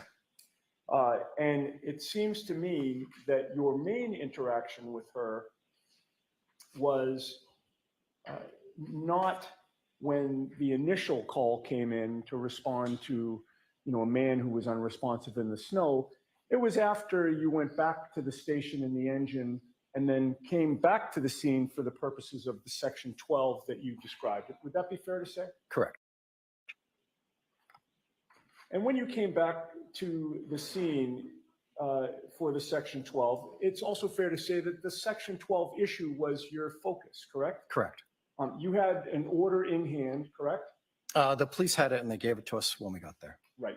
Okay. So you got an order in hand once you got there, Correct. which is what you expected to happen, correct? Yes. And your focus at that point is, okay, and I don't want to be too, flip, but we can do this the easy way or the hard way. Is that a fair characterization? That is one way to put it. And you wanted to do it the easy way.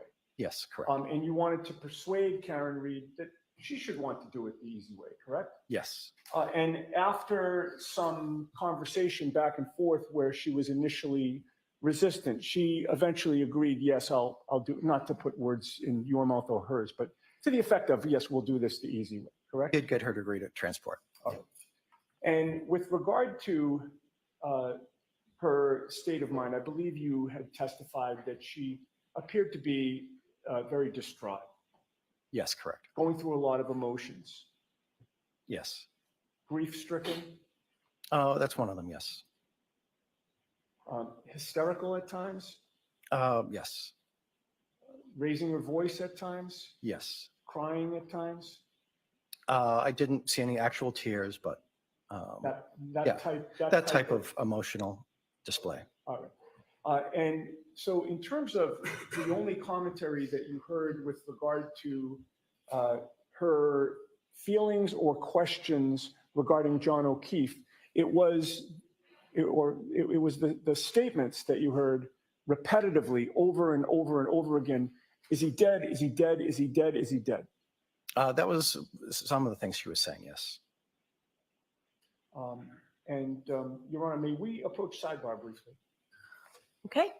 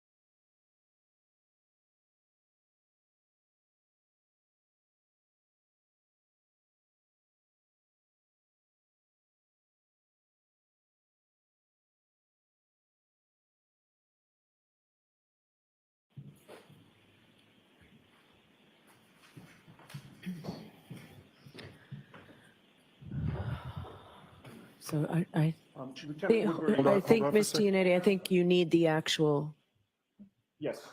I was going to ask a couple of questions first and then grab it. but it's right there for when you need it.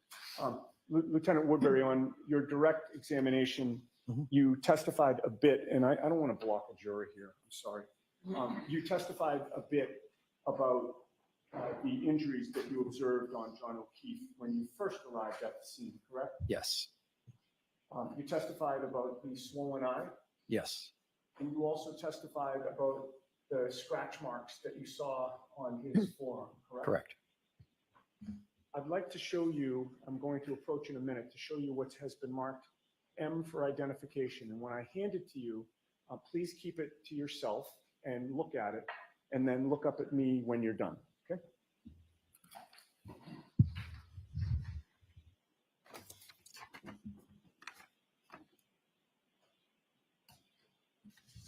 Having reviewed M for identification, do you recognize what that depicts? Yes.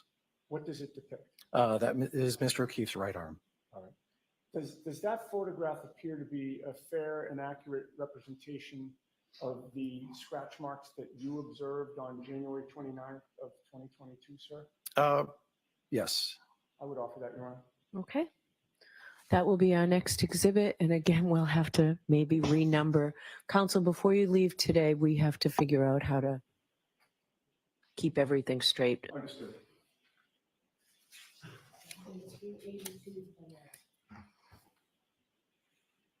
And with the court's permission, Your Honor, may I have that published on the screen for the jury? Yes.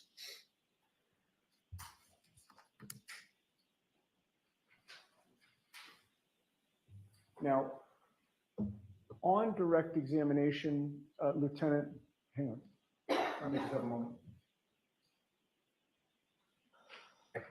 Good point. I'm going to try to get out of your way so everybody can see. With regard to the injuries that you described on direct examination, Lieutenant, I believe you would mainly concentrate. I'm sorry. I need to, please take this down for me. I need to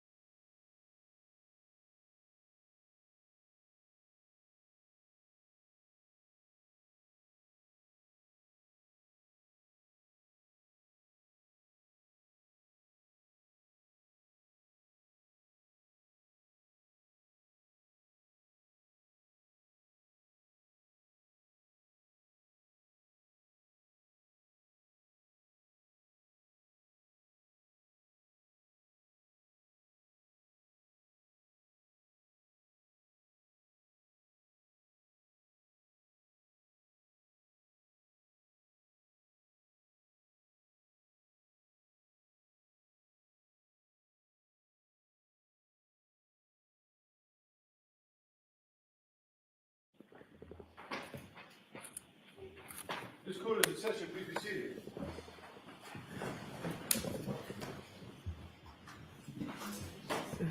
So jurors, I can assure you that by Monday, I mean, we're in really good shape. It's an organizational situation that I have to deal with. So we've been dealing with that. We appreciate your patience and we are in good shape. And Ms. Dianetti, if you need the exhibit, it's here.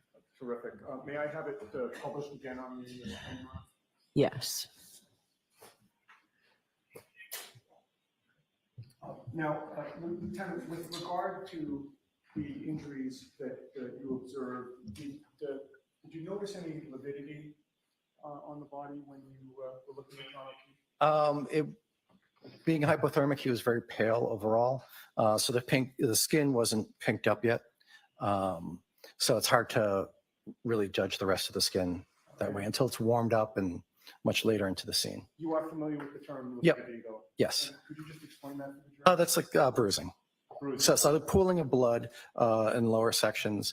So for like a cardiac arrest patient, when they have lividity, it looks like bruising on the underside where all the blood has pooled.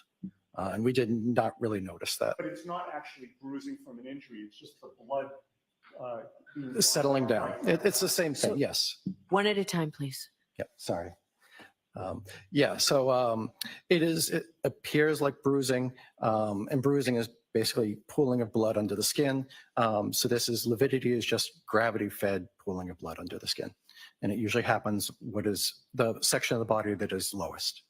I see. Okay. Now, with regard to the scratches that you've testified about and that you now observe on Exhibit 382, I believe, and you'll correct me if I'm wrong, but I believe your testimony on direct examination was that you observed them in the forearm area, correct? It was the right, like forearm to arm. I was trying to signal like right up here, but yeah. Oh, okay. All right. Yeah. I guess that's my point. Yeah. It wasn't just on the Not just, it was the arm area. You know, mostly what I noticed was forearm, but there was some around there. Okay, so Yeah. it wasn't just below the No, elbow? it was not just below the elbow. There was some above the Yes. elbow as well? Yep. That's consistent with Exhibit 382? Correct. Understood, moment, Your Honor. Yes. No further questions. Mr. Lally, anything further? No, Your Honor. All right, Lieutenant, thank you very much. So Okay, you're all thank set.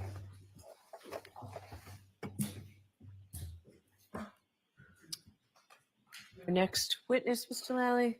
Yes, Your Honor. The Commonwealth would call Mr. Daniel Whitley to the stand.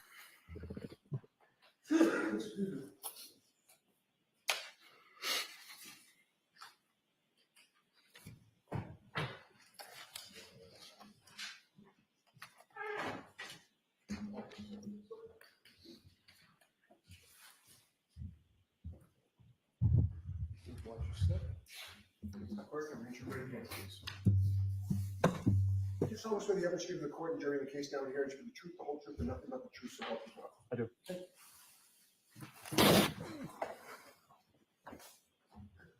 Good afternoon, sir. Good afternoon. Whenever you're ready, Mr. Lally. Thank you. Your Honor. Good afternoon, sir. Good afternoon. Could you please state your name and spell your last name? Daniel Whitley, Whitley. And what do you do for us, sir? I'm a paramedic firefighter with the Town of Canton Fire Department.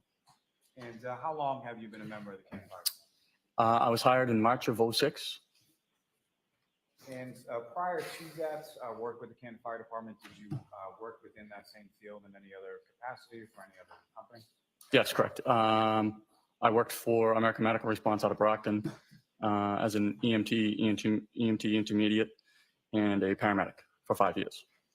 And you're a certified paramedic, is that correct? Correct. And how long have you held that certification?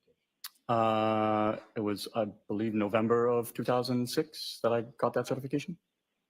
And is there any sort of continuing educational component or recertification process that's involved with being a certified paramedic? Yes, we recertify every 2 years. We're required to hold basic life support card, which is just generally CPR, and advanced cardiac life support, which is ACLS. It's more dealing with EKGs and how to run resuscitations, cardiac arrests, things of that nature. Now, sir, if I could turn your attention to January 28th into January 29th of 2022, were you working with the Canton Fire Department on those dates? Yes. What kind of shift were you working in? 24-hour shift, 8 a.m. to 8 a.m. And where were you assigned on that particular date? The Ponkbog Station, Station 2. The Ponkabog Station, where is that located within Canton? The north side of town on Southmont Street. And how were you assigned to a specific duty or a specific? Yes, I was assigned to Ambulance 2 with Jason Becker. As I was a field training officer at that point, and he was just finishing up his field training after he recently became certified as a paramedic. And now, at some point shortly after 6 a.m., were you aware of a call or dispatch in regard to Station House 1? Yes, we had just returned from a previous call about 5 a.m. and heard the tones go off. Actually, we were in the day room, which is where it's the living room of a fire station. And we heard the tones go off. We heard the police going to Fairview Road. And we just kind of sat and were wondering what was going on there. Now, you yourself, you and firefighter Becker, were you dispatched to a call as well, approximately 6:41 or 6:42 a.m.? Yes. And at the time that you received that dispatch, what, if anything, were you aware of with regard to the prior call that the other ambulance went? So when the tones go off between the two stations, we're able to hear what the dispatch complaint is, what they're going for, and it came in as, I believe, CPR in progress in the snow or something to that regard. So we knew that it was a fairly serious call that Station 1 had gone to. Now, when you received your dispatch at approximately 6:42 a.m. or so, what was that call in regard to, and where did you respond? We were dispatched for a Section 12. And as far as your assignments within the ambulance between yourself and firefighter Becker, with regard to this call, who was doing what? I was driving. He's what we call the tech, the lead paramedic on the case. That's just generally how we operate. And from your response, or your driving from Station 2 to Fairview Road, what, if anything, did you observe or experience en route in between the two? At that point, it was snowing pretty heavily. We were coming down Chapman Street, getting ready to take the right onto Fairview. We nearly slid off the road, making the turn onto Fairview. It was snowing that heavily, and I don't believe the roads had been really plowed or treated or anything like that for us to, so it was pretty slippery. Now, in addition to ambulance number 2 that you and firefighter Becker were in, what, if any, other sort of vehicles or apparatus was dispatched to this call as well? There was Engine 3, which is the District 1 engine, and at least 2 police cruisers. And then another gray SUV kind of further down from where we parked. Now, when you arrive in this area on Fairview Road, what, if anything, do you sort of observe as far as who's there when you arrive? When I got out, my Lieutenant Woodbury and Sam Park were there. And they were on the engine, is that correct? They were on the engine, correct. Now, beyond sort of the personnel from your department, you mentioned that there were some police officers there as well? Yes, Melanie and Sarah, and then 2 other females, at least 2 other females. And the other 2 females, where were they when you first sort of get out of the ambulance? A few yards ahead of us, a few dozen yards ahead of us, I'd say. And were there any other vehicles beyond sort of first responders that you observed on? Just that other gray SUV. And so I guess my question is, where were the 2 females that you observed in relation to the gray SUV? Near it, maybe in front of, maybe one was inside. There were 3 females there. And at some point while you're on scene, you learned the identity of your patient, correct? Yes. And what was the name of the patient? Karen Reed. And you had some conversation with Karen Reed that day, is that correct? Yes, And do you see Karen Reed in the courtroom? I do. Could you just describe as to where she's seated or an article of clothing that she's wearing? She's seated right at that table right there. I'm sorry, if you could just point as to where she is. Right here. No, I just asked record reflect identification. Okay. Now, when you first sort of arrive on scene, who, if anyone, is the first person that you talk to? Lieutenant Woodbury and Sam Park. And following that conversation, who, if anyone, you speak to? Probably briefly Lieutenant Mullaney, but more, I'm sorry, not Lieutenant, Officer Mullaney and Officer Saraf. Now, following your conversation, well, let me ask you this sort of in general terms. When you respond to a call for Section 12, what is sort of the protocol that you go through in regard to that? Whether it's a Section 12 or any call, basically, the lead tech generally takes over immediate patient care, goes over, assesses. Usually the partner will go over and try and find out background details, try and find not only, well, especially for a Section 12, you want to get, the tech will get, which is Jason's role, the patient story, and then I'll get everyone else's story. And at some point, you have a conversation with Ms. Reed as well. Oh, yes. And where is that in relation to vehicles on scene? So what is that initial conversation? The initial conversation, she was very upset. She kept saying, so we had a Section 12 written, and that was to take her to the hospital because she made threats against her life, saying, I don't want to live anymore. If my husband dies, I don't want to be alive anymore. And myself and Jason and Lieutenant Woodbury were kind of like, well, that's seemingly more in the lines of normal grieving process after something traumatic happens to a loved one, whether they're going to die or not. We kind of didn't feel like it kind of led to that level of a Section 12 to have her transported to the hospital.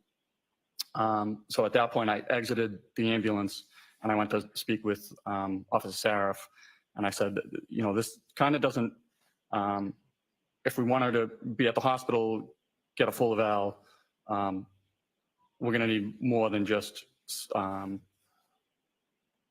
if my husband dies, I want to die, because that seems just like normal grieving things to say. And so I went back to the ambulance. He went, I don't know where he went. I don't know whether it was cruiser or what, but he came back, notified me that her Sustained. And from that conversation, did you receive more information or more clarity as to statements that Ms. Reed had made? Yes, Officer Saraf had said that. Objection. So not what he said, sir. So We you were are informed unmuted. that. Objection. I'm not sure. So you can't testify to what somebody else told you. You can when there's no objection regarding what Ms. Reed told you, Okay. but you can't testify what anybody else told you. Okay. So when I say sustain, that means you have to stop. Okay. And the lawyer will ask another question. Okay. Okay. Thank you. Thank you, Your Honor. So, Firefighter Whaley, at some point, specific to your conversations with the defendant, Ms. you described sort of her demeanor or any observations you made in relation to that as you were speaking. Yes, she was very upset. She kept asking if there was any chance. She kept asking us if we knew if the person ambulance 1 had transported was alive or dead, and we could not speak to that. She asked if somebody could be alive in the snow without a jacket for many hours.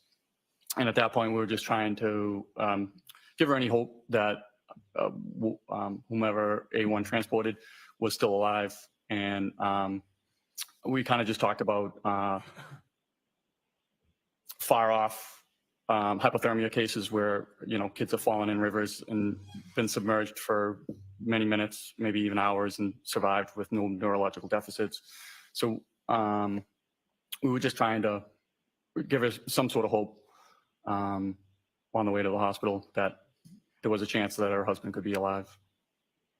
Now, at this point, what, if anything, did you know about sort of the relationship between your patient, the defendant, Ms. Reed, and the patient from ambulance 1 that been transported previously? She identified him as her husband. And is that something that she said once or more than once? Many, many times.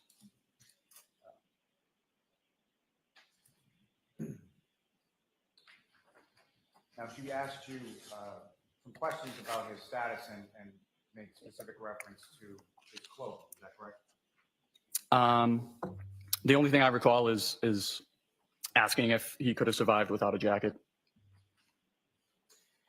Now, as far as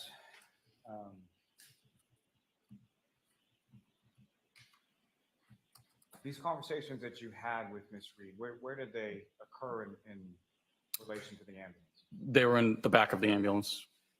And who, if anyone, was present in the back of the ambulance beyond yourself and the defendant? Jason Becker. And with reference to, you mentioned that firefighter Becker was sort of the lead paramedic or the lead tech on this. Is that correct? Yes. So is there, from sort of his role and your role, what are some of the sort of differences in the duties and responsibilities in relation, we'll call it? So for any Section 12 or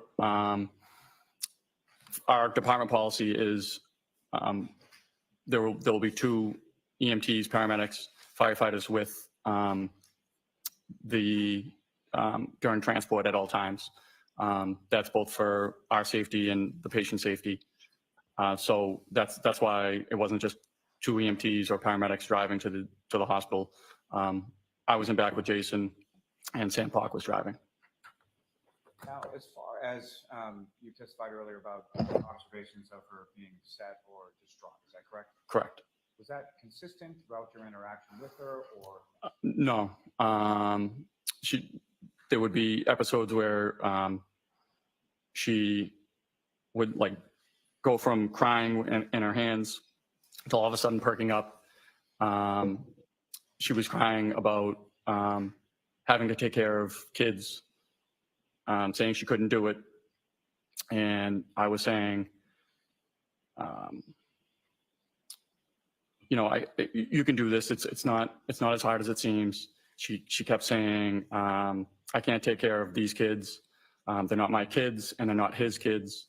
That's when I figured out who ambulance 1 transported.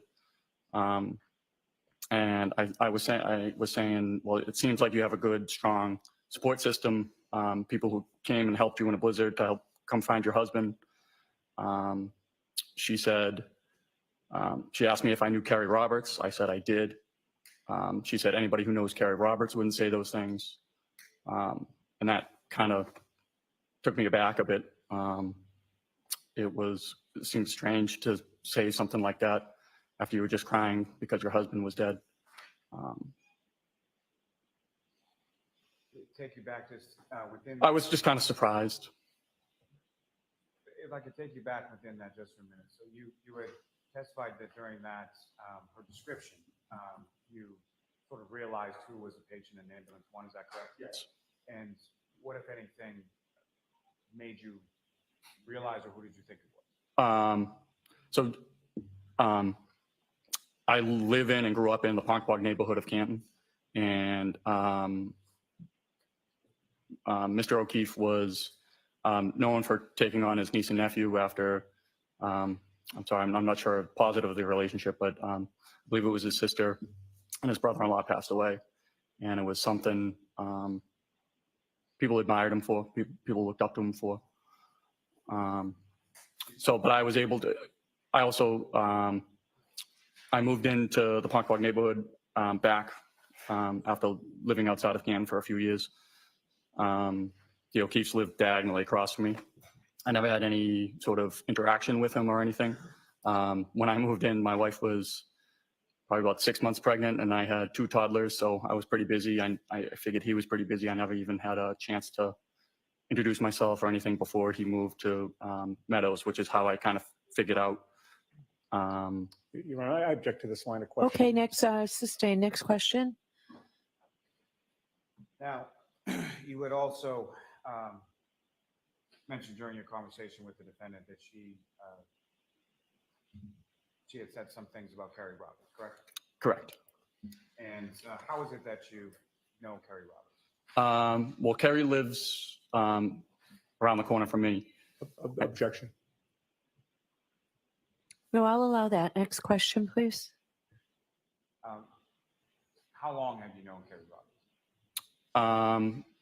Just from moving back into the neighborhood, she would run the neighborhood block party, and she put out that she would like the fire truck there on the neighborhood Facebook page. So I volunteered to bring the fire truck to the neighborhood block party.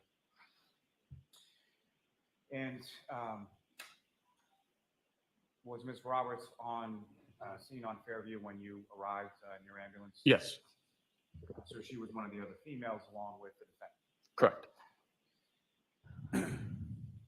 Now, with reference to when you brought up as far as support system, and included Ms. Roberts within that, what, if anything, did the defendant say about Ms. Roberts? Objection.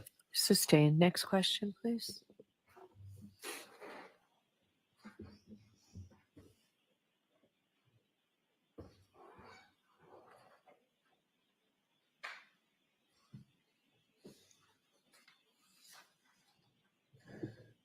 Now, this conversation that you had with the defendant in the ambulance, about how long a period of time were we talking about? 20, 25 minutes. And beyond what you've already testified to, what did sort of that conversation consist of, or what was the sort of tone and tenor of that conversation?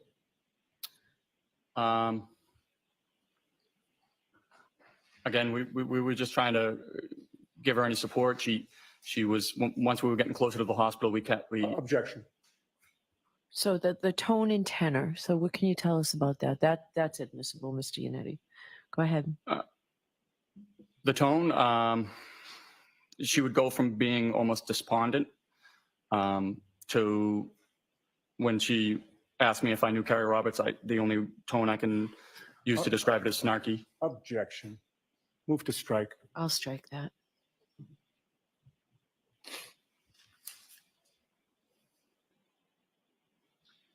Now, you transported to a Good Samaritan, is that correct? Correct. And when you, during the transport, where are you in relation to Ms. Reed from Fairview to Good Samaritan? I'm sorry, I don't understand. During the transport, Ms. Reed is where within the ambulance? I believe we have what we call a tech bench, which is a long bench. There's the ambulance stretcher, and then to next to the ambulance stretcher, as we call it, the CPR seat. And then that's where Miss Reed sat. And then I was in what we call the airway seat, which is basically like a captain's chair behind the stretcher.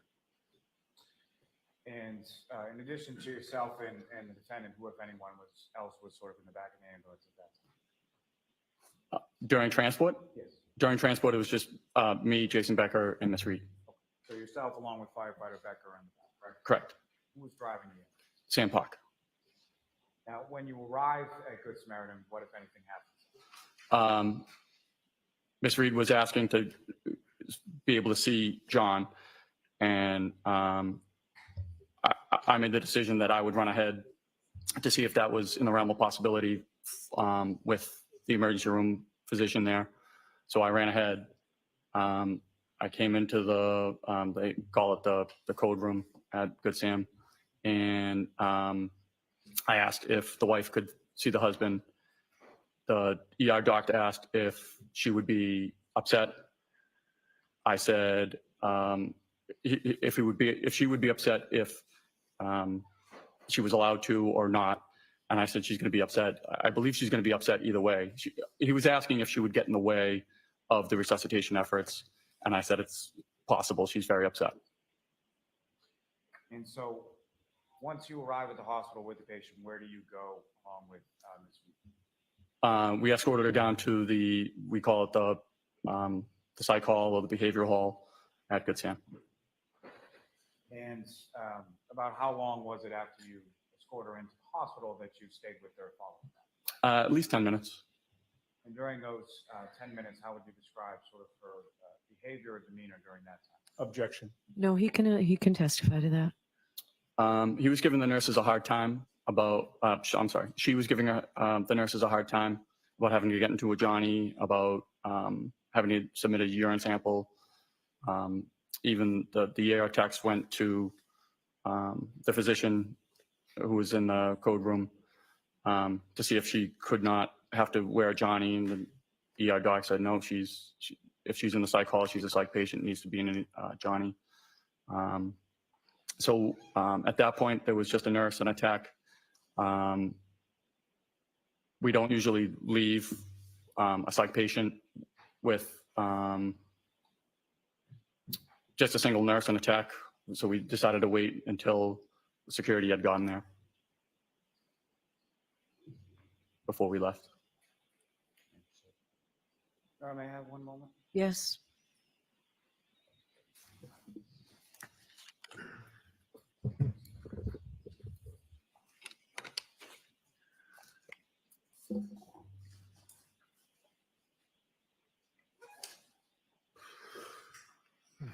Nothing further at this time, Your Honor. Thank you. All right, Mr. Yannetti. Thank you. Good afternoon, sir. Good afternoon.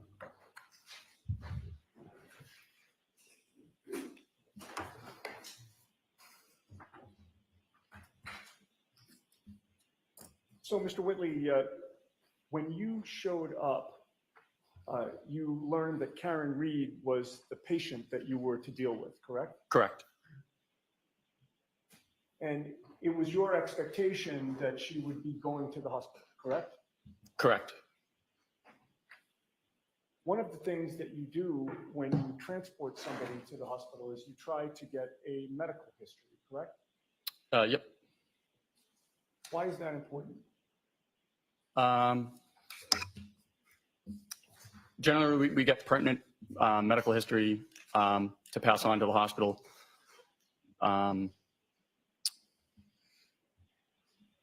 So if something were to happen where the patient wasn't able to describe their past medical history, it gets passed on to the next caregiver, which would be the nurses, doctors at the hospital. Okay. More information is always better than less information, correct? I would say so. And with regard to Ms. Reed, did you take a medical history from her? I assume Jason did. Okay. Did you learn the results of that medical history? You'd have to refer to Jason's report. I may have a moment now. Yes.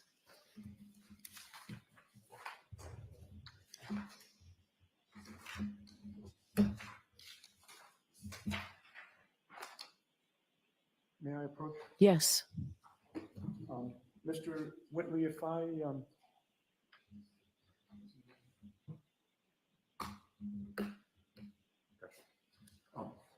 actually going to show you two documents with your permission. One would be Jason's report. Okay. And you were talking about Jason Becker, correct? Correct. The other is a police report from Sergeant Yuri Buchnick. I'm going to give you the second page of that. So let's do them one at a time. Sure. And you've asked for Jason Becker's report, so I'll give you that first, okay?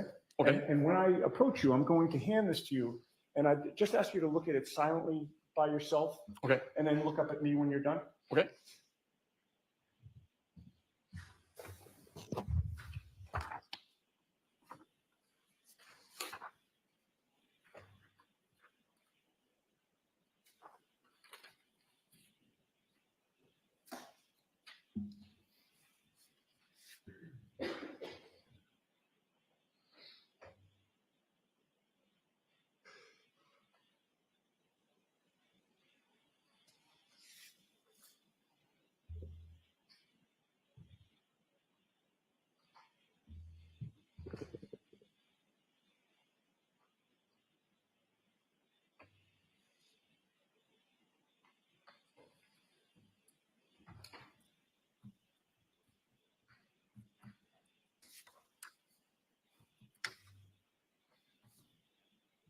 Going to collect that from you if you don't mind. The first report was the first report from my lieutenant. Was Jason Becker's report included in it Yes. as well? Yep. Having reviewed those documents, does that refresh your memory as to the medical history that was taken? Yes. And what can you tell us about that? Just lists multiple sclerosis. What is multiple sclerosis? I believe it's a neurodegenerative disease where the myelin sheathing of the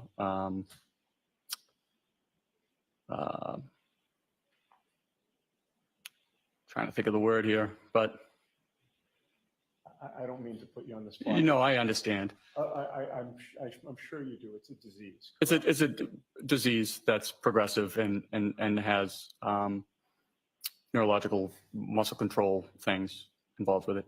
And when you say progressive, that means it gets worse over time as you age? As I understand it.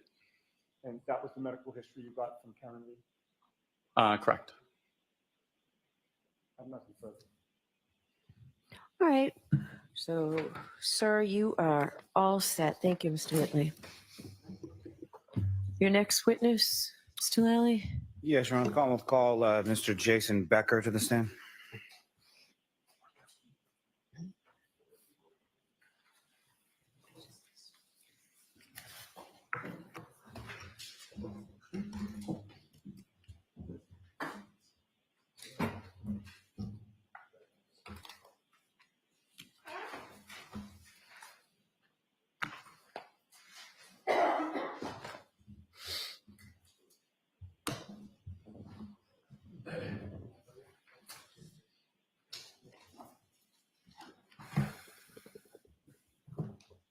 Please watch your step. Face that clerk and raise your right hand. Do you solemnly swear the understanding of the court and jury in the case now hearing should be the truth, the whole truth, and nothing but the truth, so help you God?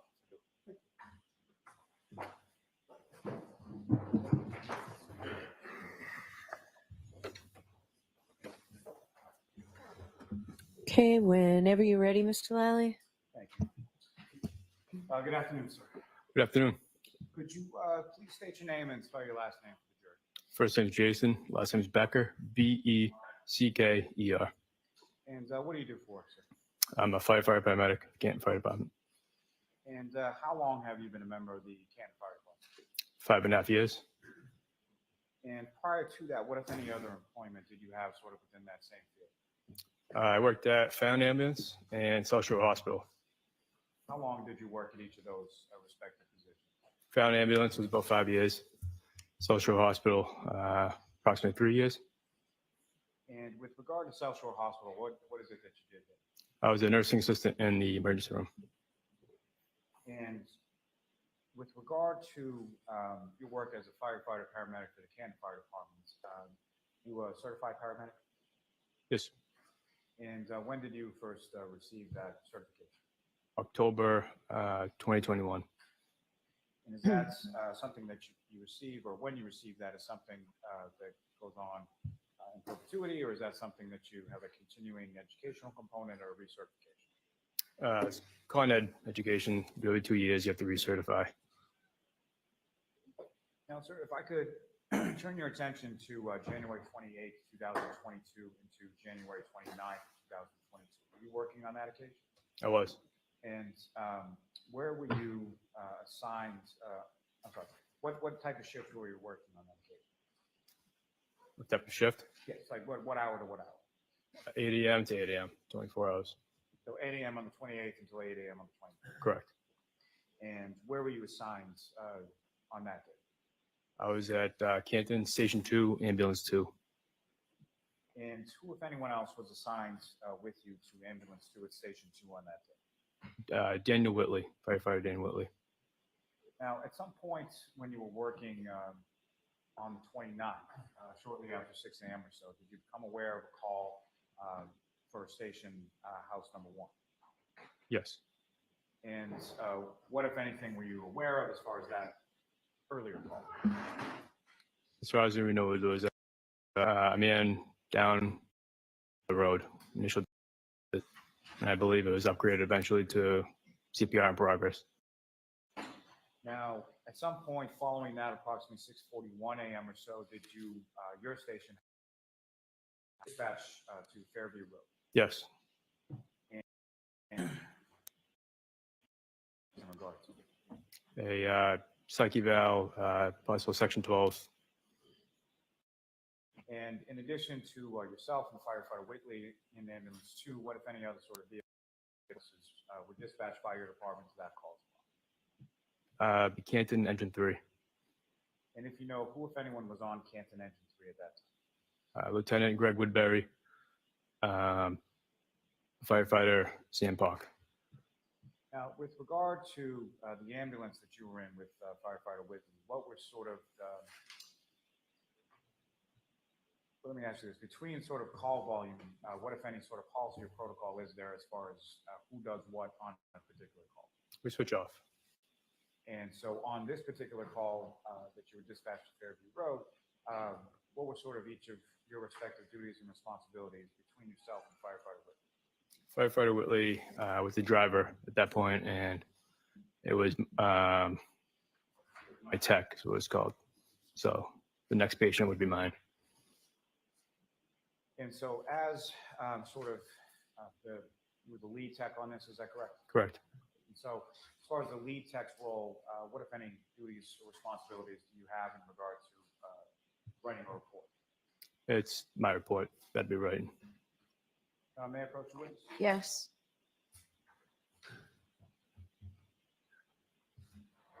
The documents is actually review that with us.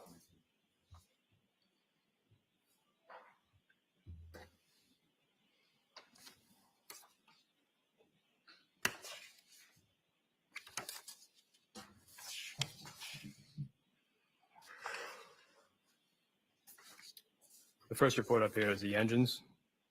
Second one would be mine.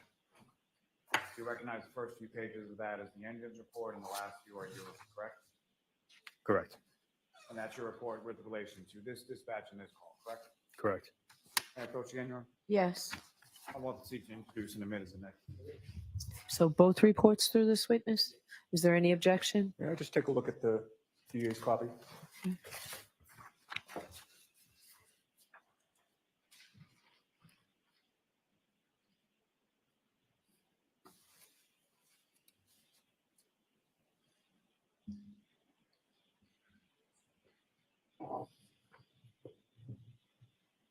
May we approach? Okay.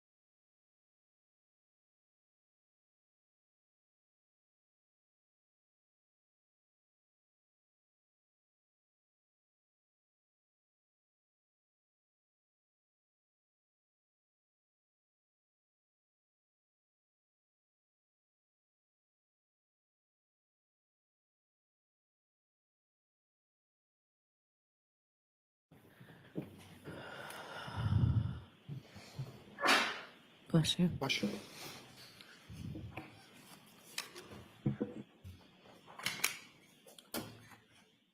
With that addendum, I would seek to introduce and admit that as the next exhibit. Okay.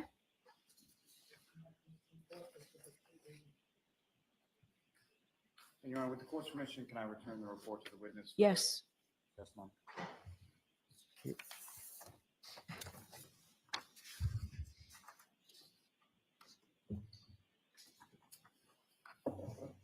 Now, sir, when you first sort of sort of arrive in the area of 34, when you arrive in the area of Fairview Road, what, if anything, is it that you first observe upon your arrival? Coming down the street or on scene? Yes, coming down the street. Coming down the street, see live police lights. You can see the fire engine, and which I believe I said it's one black SUV. And where is it that you and the ambulance sort of park in reference to those other vehicles that you see? I believe we parked. If the SUV was facing towards us, we parked to the left. I don't recall where the police cruiser was, though. And when you first arrived there, who, if anyone, is it that you first speak with when you get there? When we got out of the ambulance, I passed Officer Sarif and Officer Mulaney. They kind of briefed us, and then I walked over to the black SUV. And when you walk over to the black SUV, who is it that you observe in that black SUV? I saw two females. And of those two females, do you see one of them in the courtroom today? I do. Could you just identify as to where she's seated or an article of clothing that she's wearing? Right over there, the jacket on. That's the record reflect identification of the defendant. Okay. Now, with respect to the defendant, Ms. Reed, where within the vehicle is she when you first come up to the vehicle on the field? When I remember, she was in the front passenger seat. And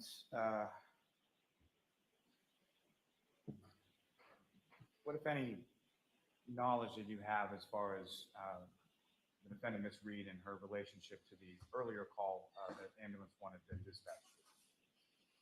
Very little. I think we had gotten briefed that she was the wife of the previous patient. And was that something that she had stated or something that somebody else had stated? Where does that awareness come I from? believe it was one of the Canton police officers that said it. I'm sorry, what was that answer? It was one of the Canton police officers. Okay.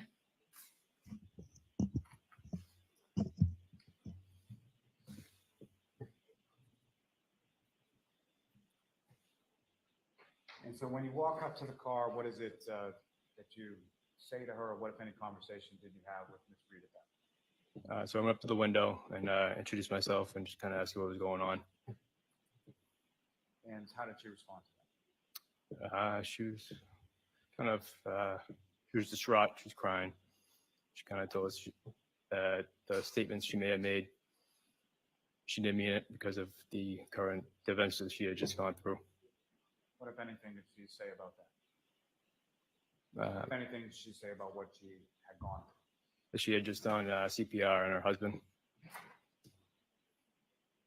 And so she referred to him as her husband as well? Yes. And this conversation that you had sort of at the side of the SUV, is that through the door, through the window? From what I recall, it was through the window. And at some point, does the conversation move to the end? Correct. About how long was the conversation at the vehicle before the conversation shifted to the end? 5 to 10 minutes. And as far as your dispatch for a psych or a section 12, correct? Correct. Can you explain to the jury sort of that process, just in general terms first, as far as what does that process entail? And when we get on scene? Yes. For a section?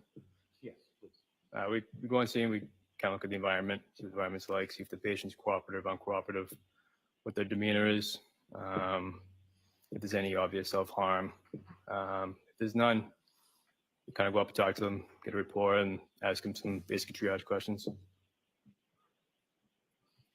And is that sort of the policy or the protocol or what you followed in this instance with Ms. Reed? Correct. Now, beyond what she had indicated to you initially, what, if anything, was she asking you during the course of your conversation with her once you were in the ambulance? She kept asking if he was dead or could he be dead? Is that something that she said once or more than once or something? More than once. And could you describe sort of the tone of her voice when she was saying? It was pretty, it was kind of like it was a rapid kind of pressure speech. She was just a lot repetitive. And as you were speaking with her, what, if any, observations did you make of her facial area? She had blood on her face and her neck and her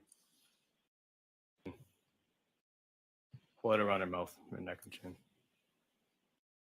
So with regard to sort of any earlier suicidal statements, what, if anything, did she say in relation to that? She said she made them because she just went through traumatic events, seeing her husband dead, and she had no plan on acting on it. Now, pursuant to a Section 12 call, what, if anything, are you doing as far as documentation goes with respect to vital signs, things like that? Well, it depends on the situation. In a situation of misreads, I took a regular just vital signs, pulse oximetry to see her heart rate. But for someone like a female psych patient, it's more verbal. And as far as any of those sort of vital signs and things that you took, what, if anything, abnormal did you note in regard to that? There's nothing too abnormal. Just the heart rate might have been a little bit high, but within normal range. Could you please keep your voice up, sir? Thank you. Sorry. But the vital signs, her heart rate was a little high, it was 98, but it was nothing concerning. During the time that you're having this conversation with her in the back of the ambulance, how would you describe it? She would have periods of calmness, and then other periods she would appear agitated because she didn't want to go to the hospital. But all in all, she was cooperative with us.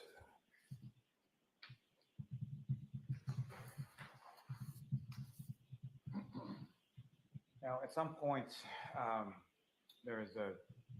she's cooperative, correct, and agrees to go? Eventually, yes. When you say eventually, was there some conversation related to that? We kind of mentioned to her basically what a Section 12 is. And unfortunately, she'd have to come with us voluntarily, involuntarily. So you're explaining the process to her, is that correct? Correct. Eventually, she agrees to go, correct? Correct. And as far as the transport goes, who, if anyone, is in the back of the ambulance with her during the transport period? Me and Firefighter Whitley. And who, if anyone, was driving the ambulance to the hospital? Firefighter Park. And which hospital did you transport Ms. Reed? We went to the Good Samaritan Hospital. Now, during the course of transfer to the hospital, what, if anything else, did Ms. Reed say with reference to children?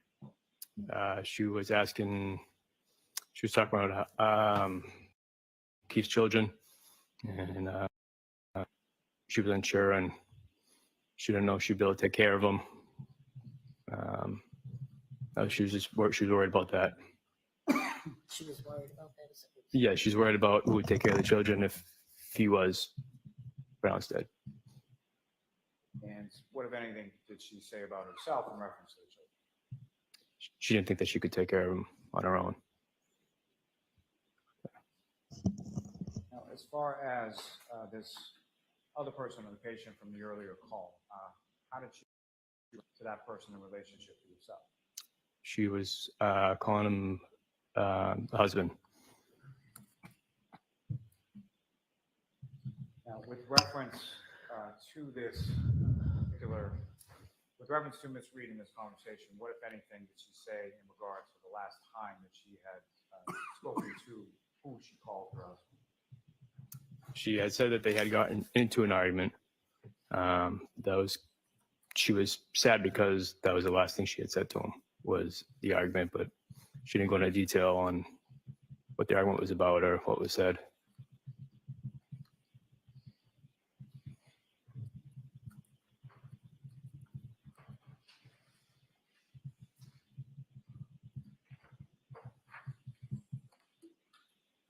Now, with regard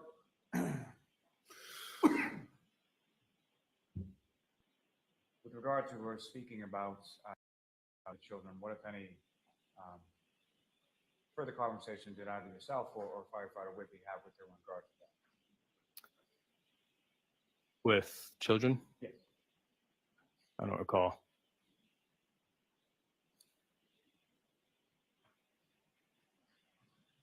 The other female party that Ms. Reed was initially with in the vehicle when you first arrived, did you know who that was? I don't know who she was.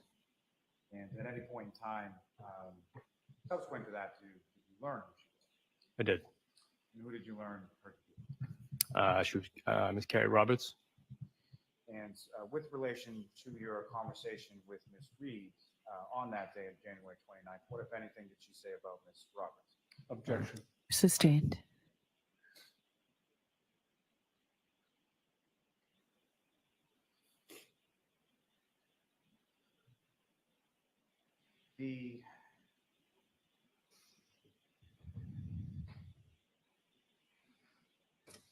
With regard to the sort of medical questions that you were asked, from those medical questions, what, if any, questions would you typically ask someone with relation to consumption of alcohol or drugs? Well, probably part of the psych assessment, I asked if she had taken any drugs or alcohol, and she had denied it at that point. She said that she had not, correct? Correct.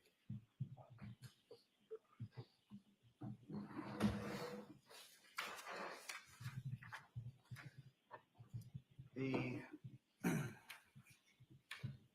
observations that you testified to earlier in regard to her, and by her I mean Ms. Reed's demeanor, did that change at all during the course of your interaction with her, or was that consistent throughout? Demeanor as in? It's a poorly phrased question. I'm going to try and rephrase it. So with regard to her demeanor, throughout the course of your interaction with her, how would you describe that?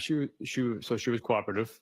Then she'd be calm, and then eventually she would kind of get a little agitated and repetitive questions. But she seemed distraught. Now, with respect to the person she indicated was her husband, what, if any, questions did she ask either you or Firefighter Whitley or both in relation to him? She was asking if he was dead, or could he be dead, could be dead, and she said, could I have hit him?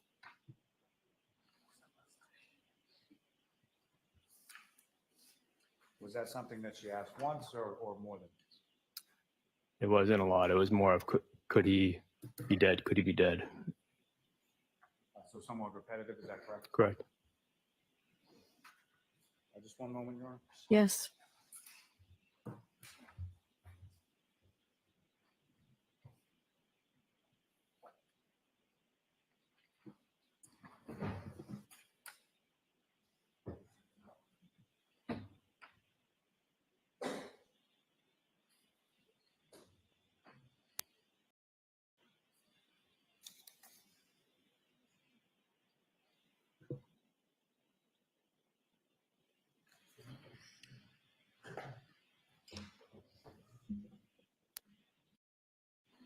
Firefighter Becker, just my own clarification. You testified earlier that first arriving on scene and first spoke with Ms. Reed, she indicated that there were some statements that she said there were some statements that she did not mean, correct?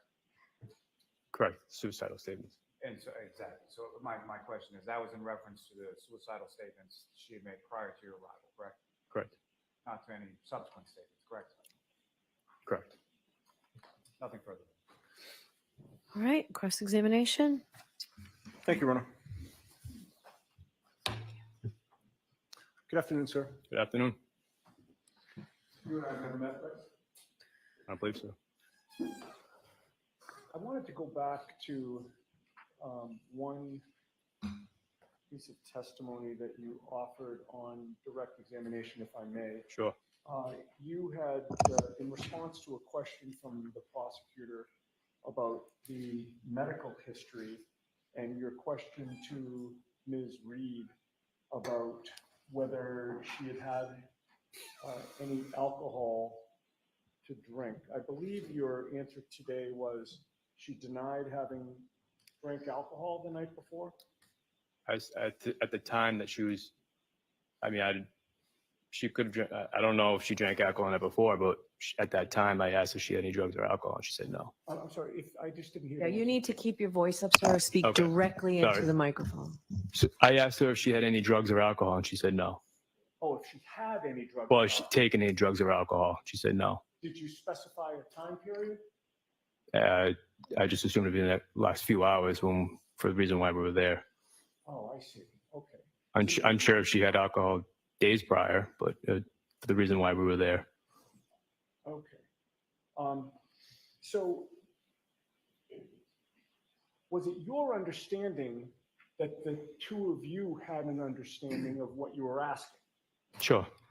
Objection, move to Yeah, strike. yeah. So the objection sustained. It's stricken. Ask the question differently, Ms. Giannetti.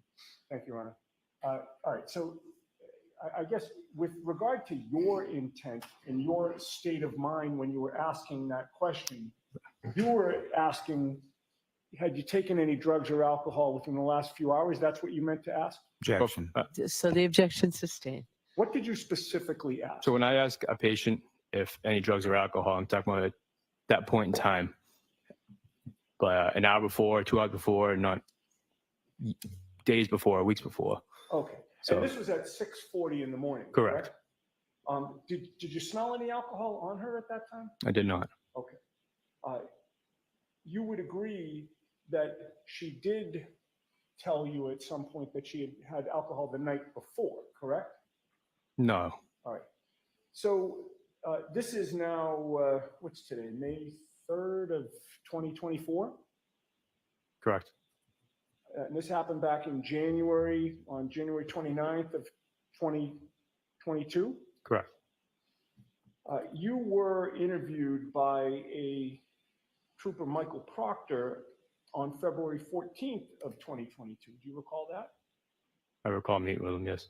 And February 14th of 2022 would have been a little bit more than 2 weeks after January 29th of 2022, correct? Correct. Your memory of what Karen Reed told you about whether she had anything to drink the night before would have been much better on February 14th of 2022 when you were talking to Trooper Michael Proctor than it would be today, correct? Correct. Because your memory doesn't get better over time, correct? Certain circumstances, sure. All right. And with regard to whether Karen had indicated that she took any drugs, you told Trooper Proctor she said that she had not, correct? Correct. With regard to whether she had had alcohol the night before, you told Trooper Proctor on February 14th of 2022 that she did consume alcohol last night, correct? Objection, Your Honor. All right, I'm going to see a sidebar on this. Please bring that with you, please.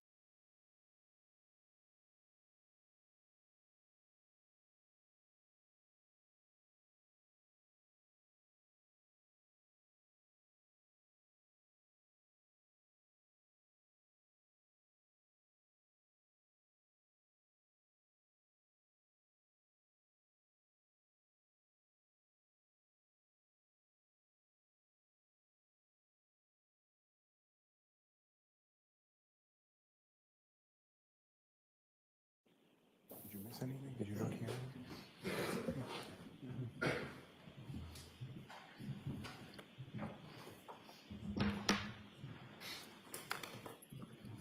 With your permission, I'll repeat the question. Sure. You told Trooper Proctor on February 14th of 2022 that Karen had told you that she did consume alcohol the previous night, correct? If that's in his notes, Well, is your memory exhausted as to whether you told him that? I don't recall.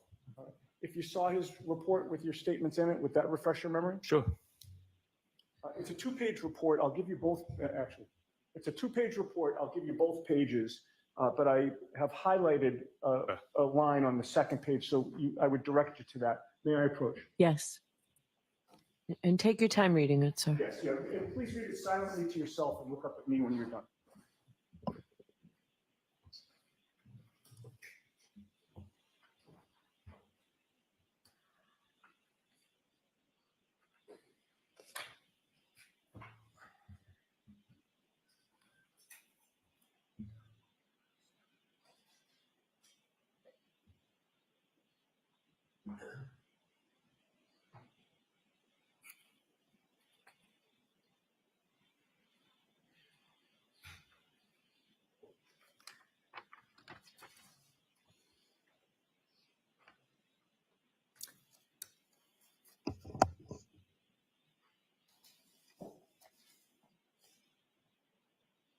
So I did say. So, Mr. Becker, a couple of things. Wait for a question, Oh, I'm sorry. but also Sorry. you have to keep your voice up. Okay. I'm close to you and I'm having trouble hearing you. Most Okay. of the jurors are further away. And the way this works is I have to collect that from you and then ask you a question, okay? So, If I may approach you on. Yes.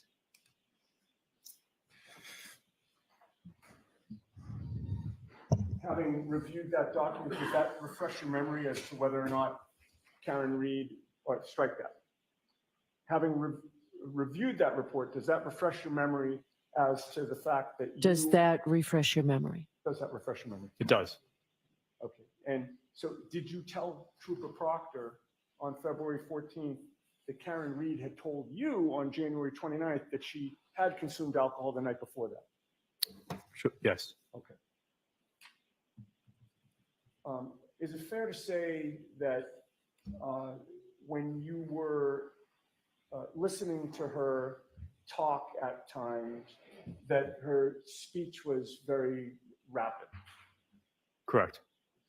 And particularly when she had said the words, you know, is he dead? Is he dead? She would repeat it repetitively, correct? Correct. And she was fixated on that, correct? Correct. And with regard to the last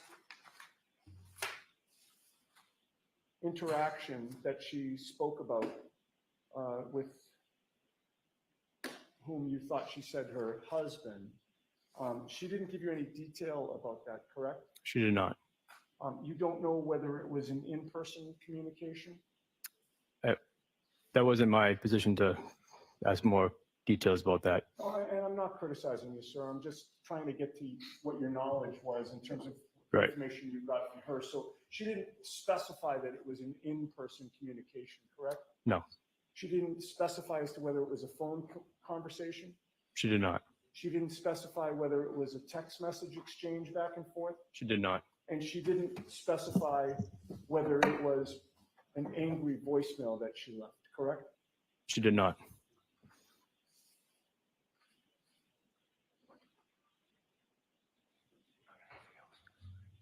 No further questions. Thank you. Just one moment, Your Honor. Okay.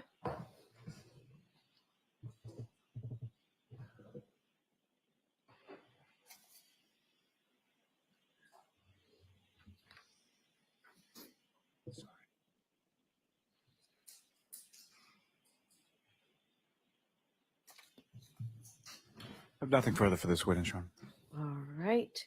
All right, Mr. Becker, or Firefighter Becker, you are all set, sir. Thank you very Okay. much. Sorry about that. That's okay. Thank you. Yes, you can leave that right where it is. Thank you, sir.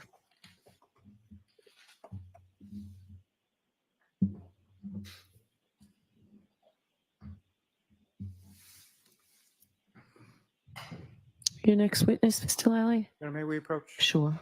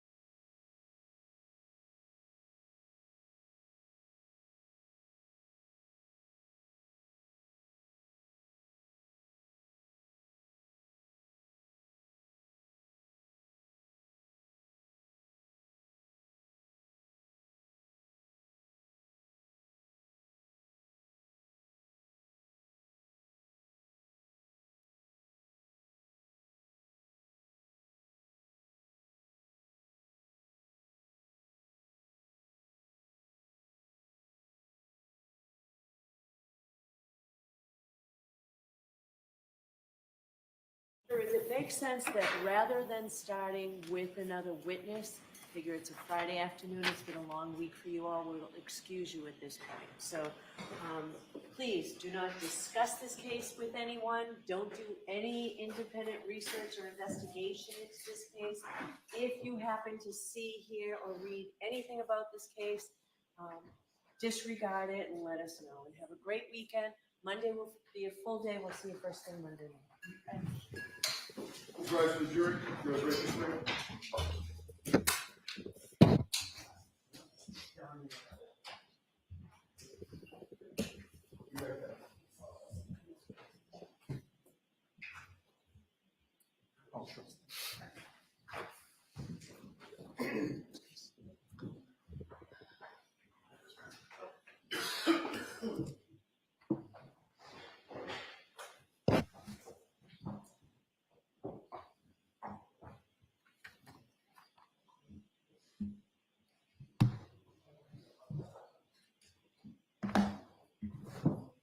May be seated.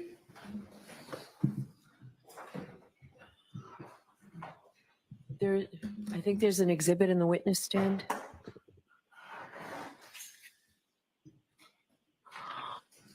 All right, because I've decided that it makes more sense to do exhibits the old-fashioned way because it's simply not working out.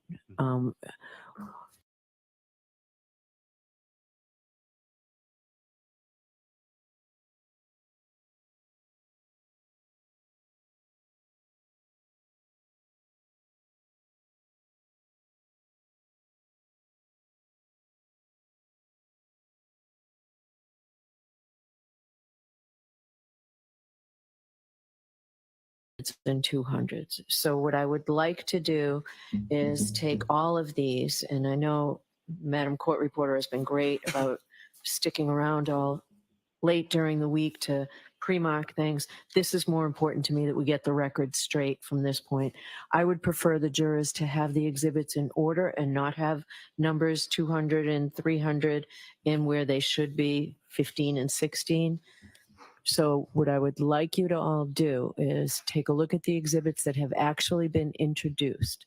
Their prior numbers, if you have referred to them by their prior numbers, I will permit you for the rest of the trial to say previously referred to as 308, but now exhibit 15 until you feel you don't need to do that anymore. So it means things are going to have to be renumbered. So, Madam Court Reporter, was there anything else we needed to discuss on this? Is there anything else you need from the lawyers?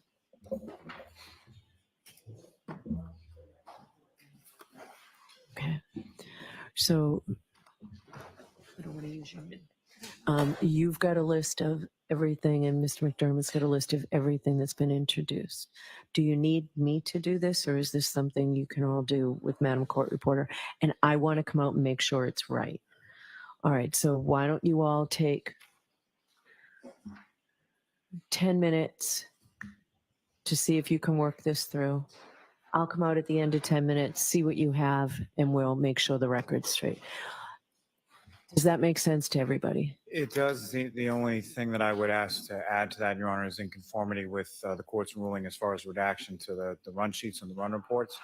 I'm not sure if they've been stickered or not, but there are medical records with regard to both the victim and the defendant that would be in there, and I would ask for them to either be marked for identification or taken out at this point. Ms. McLaughlin indicates they haven't been marked yet, so I would just ask to sort of retrieve. All right, so that's sort of the second point. I assume there are many pages of medical records, and one of the things I told you this morning is if records are going to be introduced subject to redactions, those redactions have to be done before they're introduced.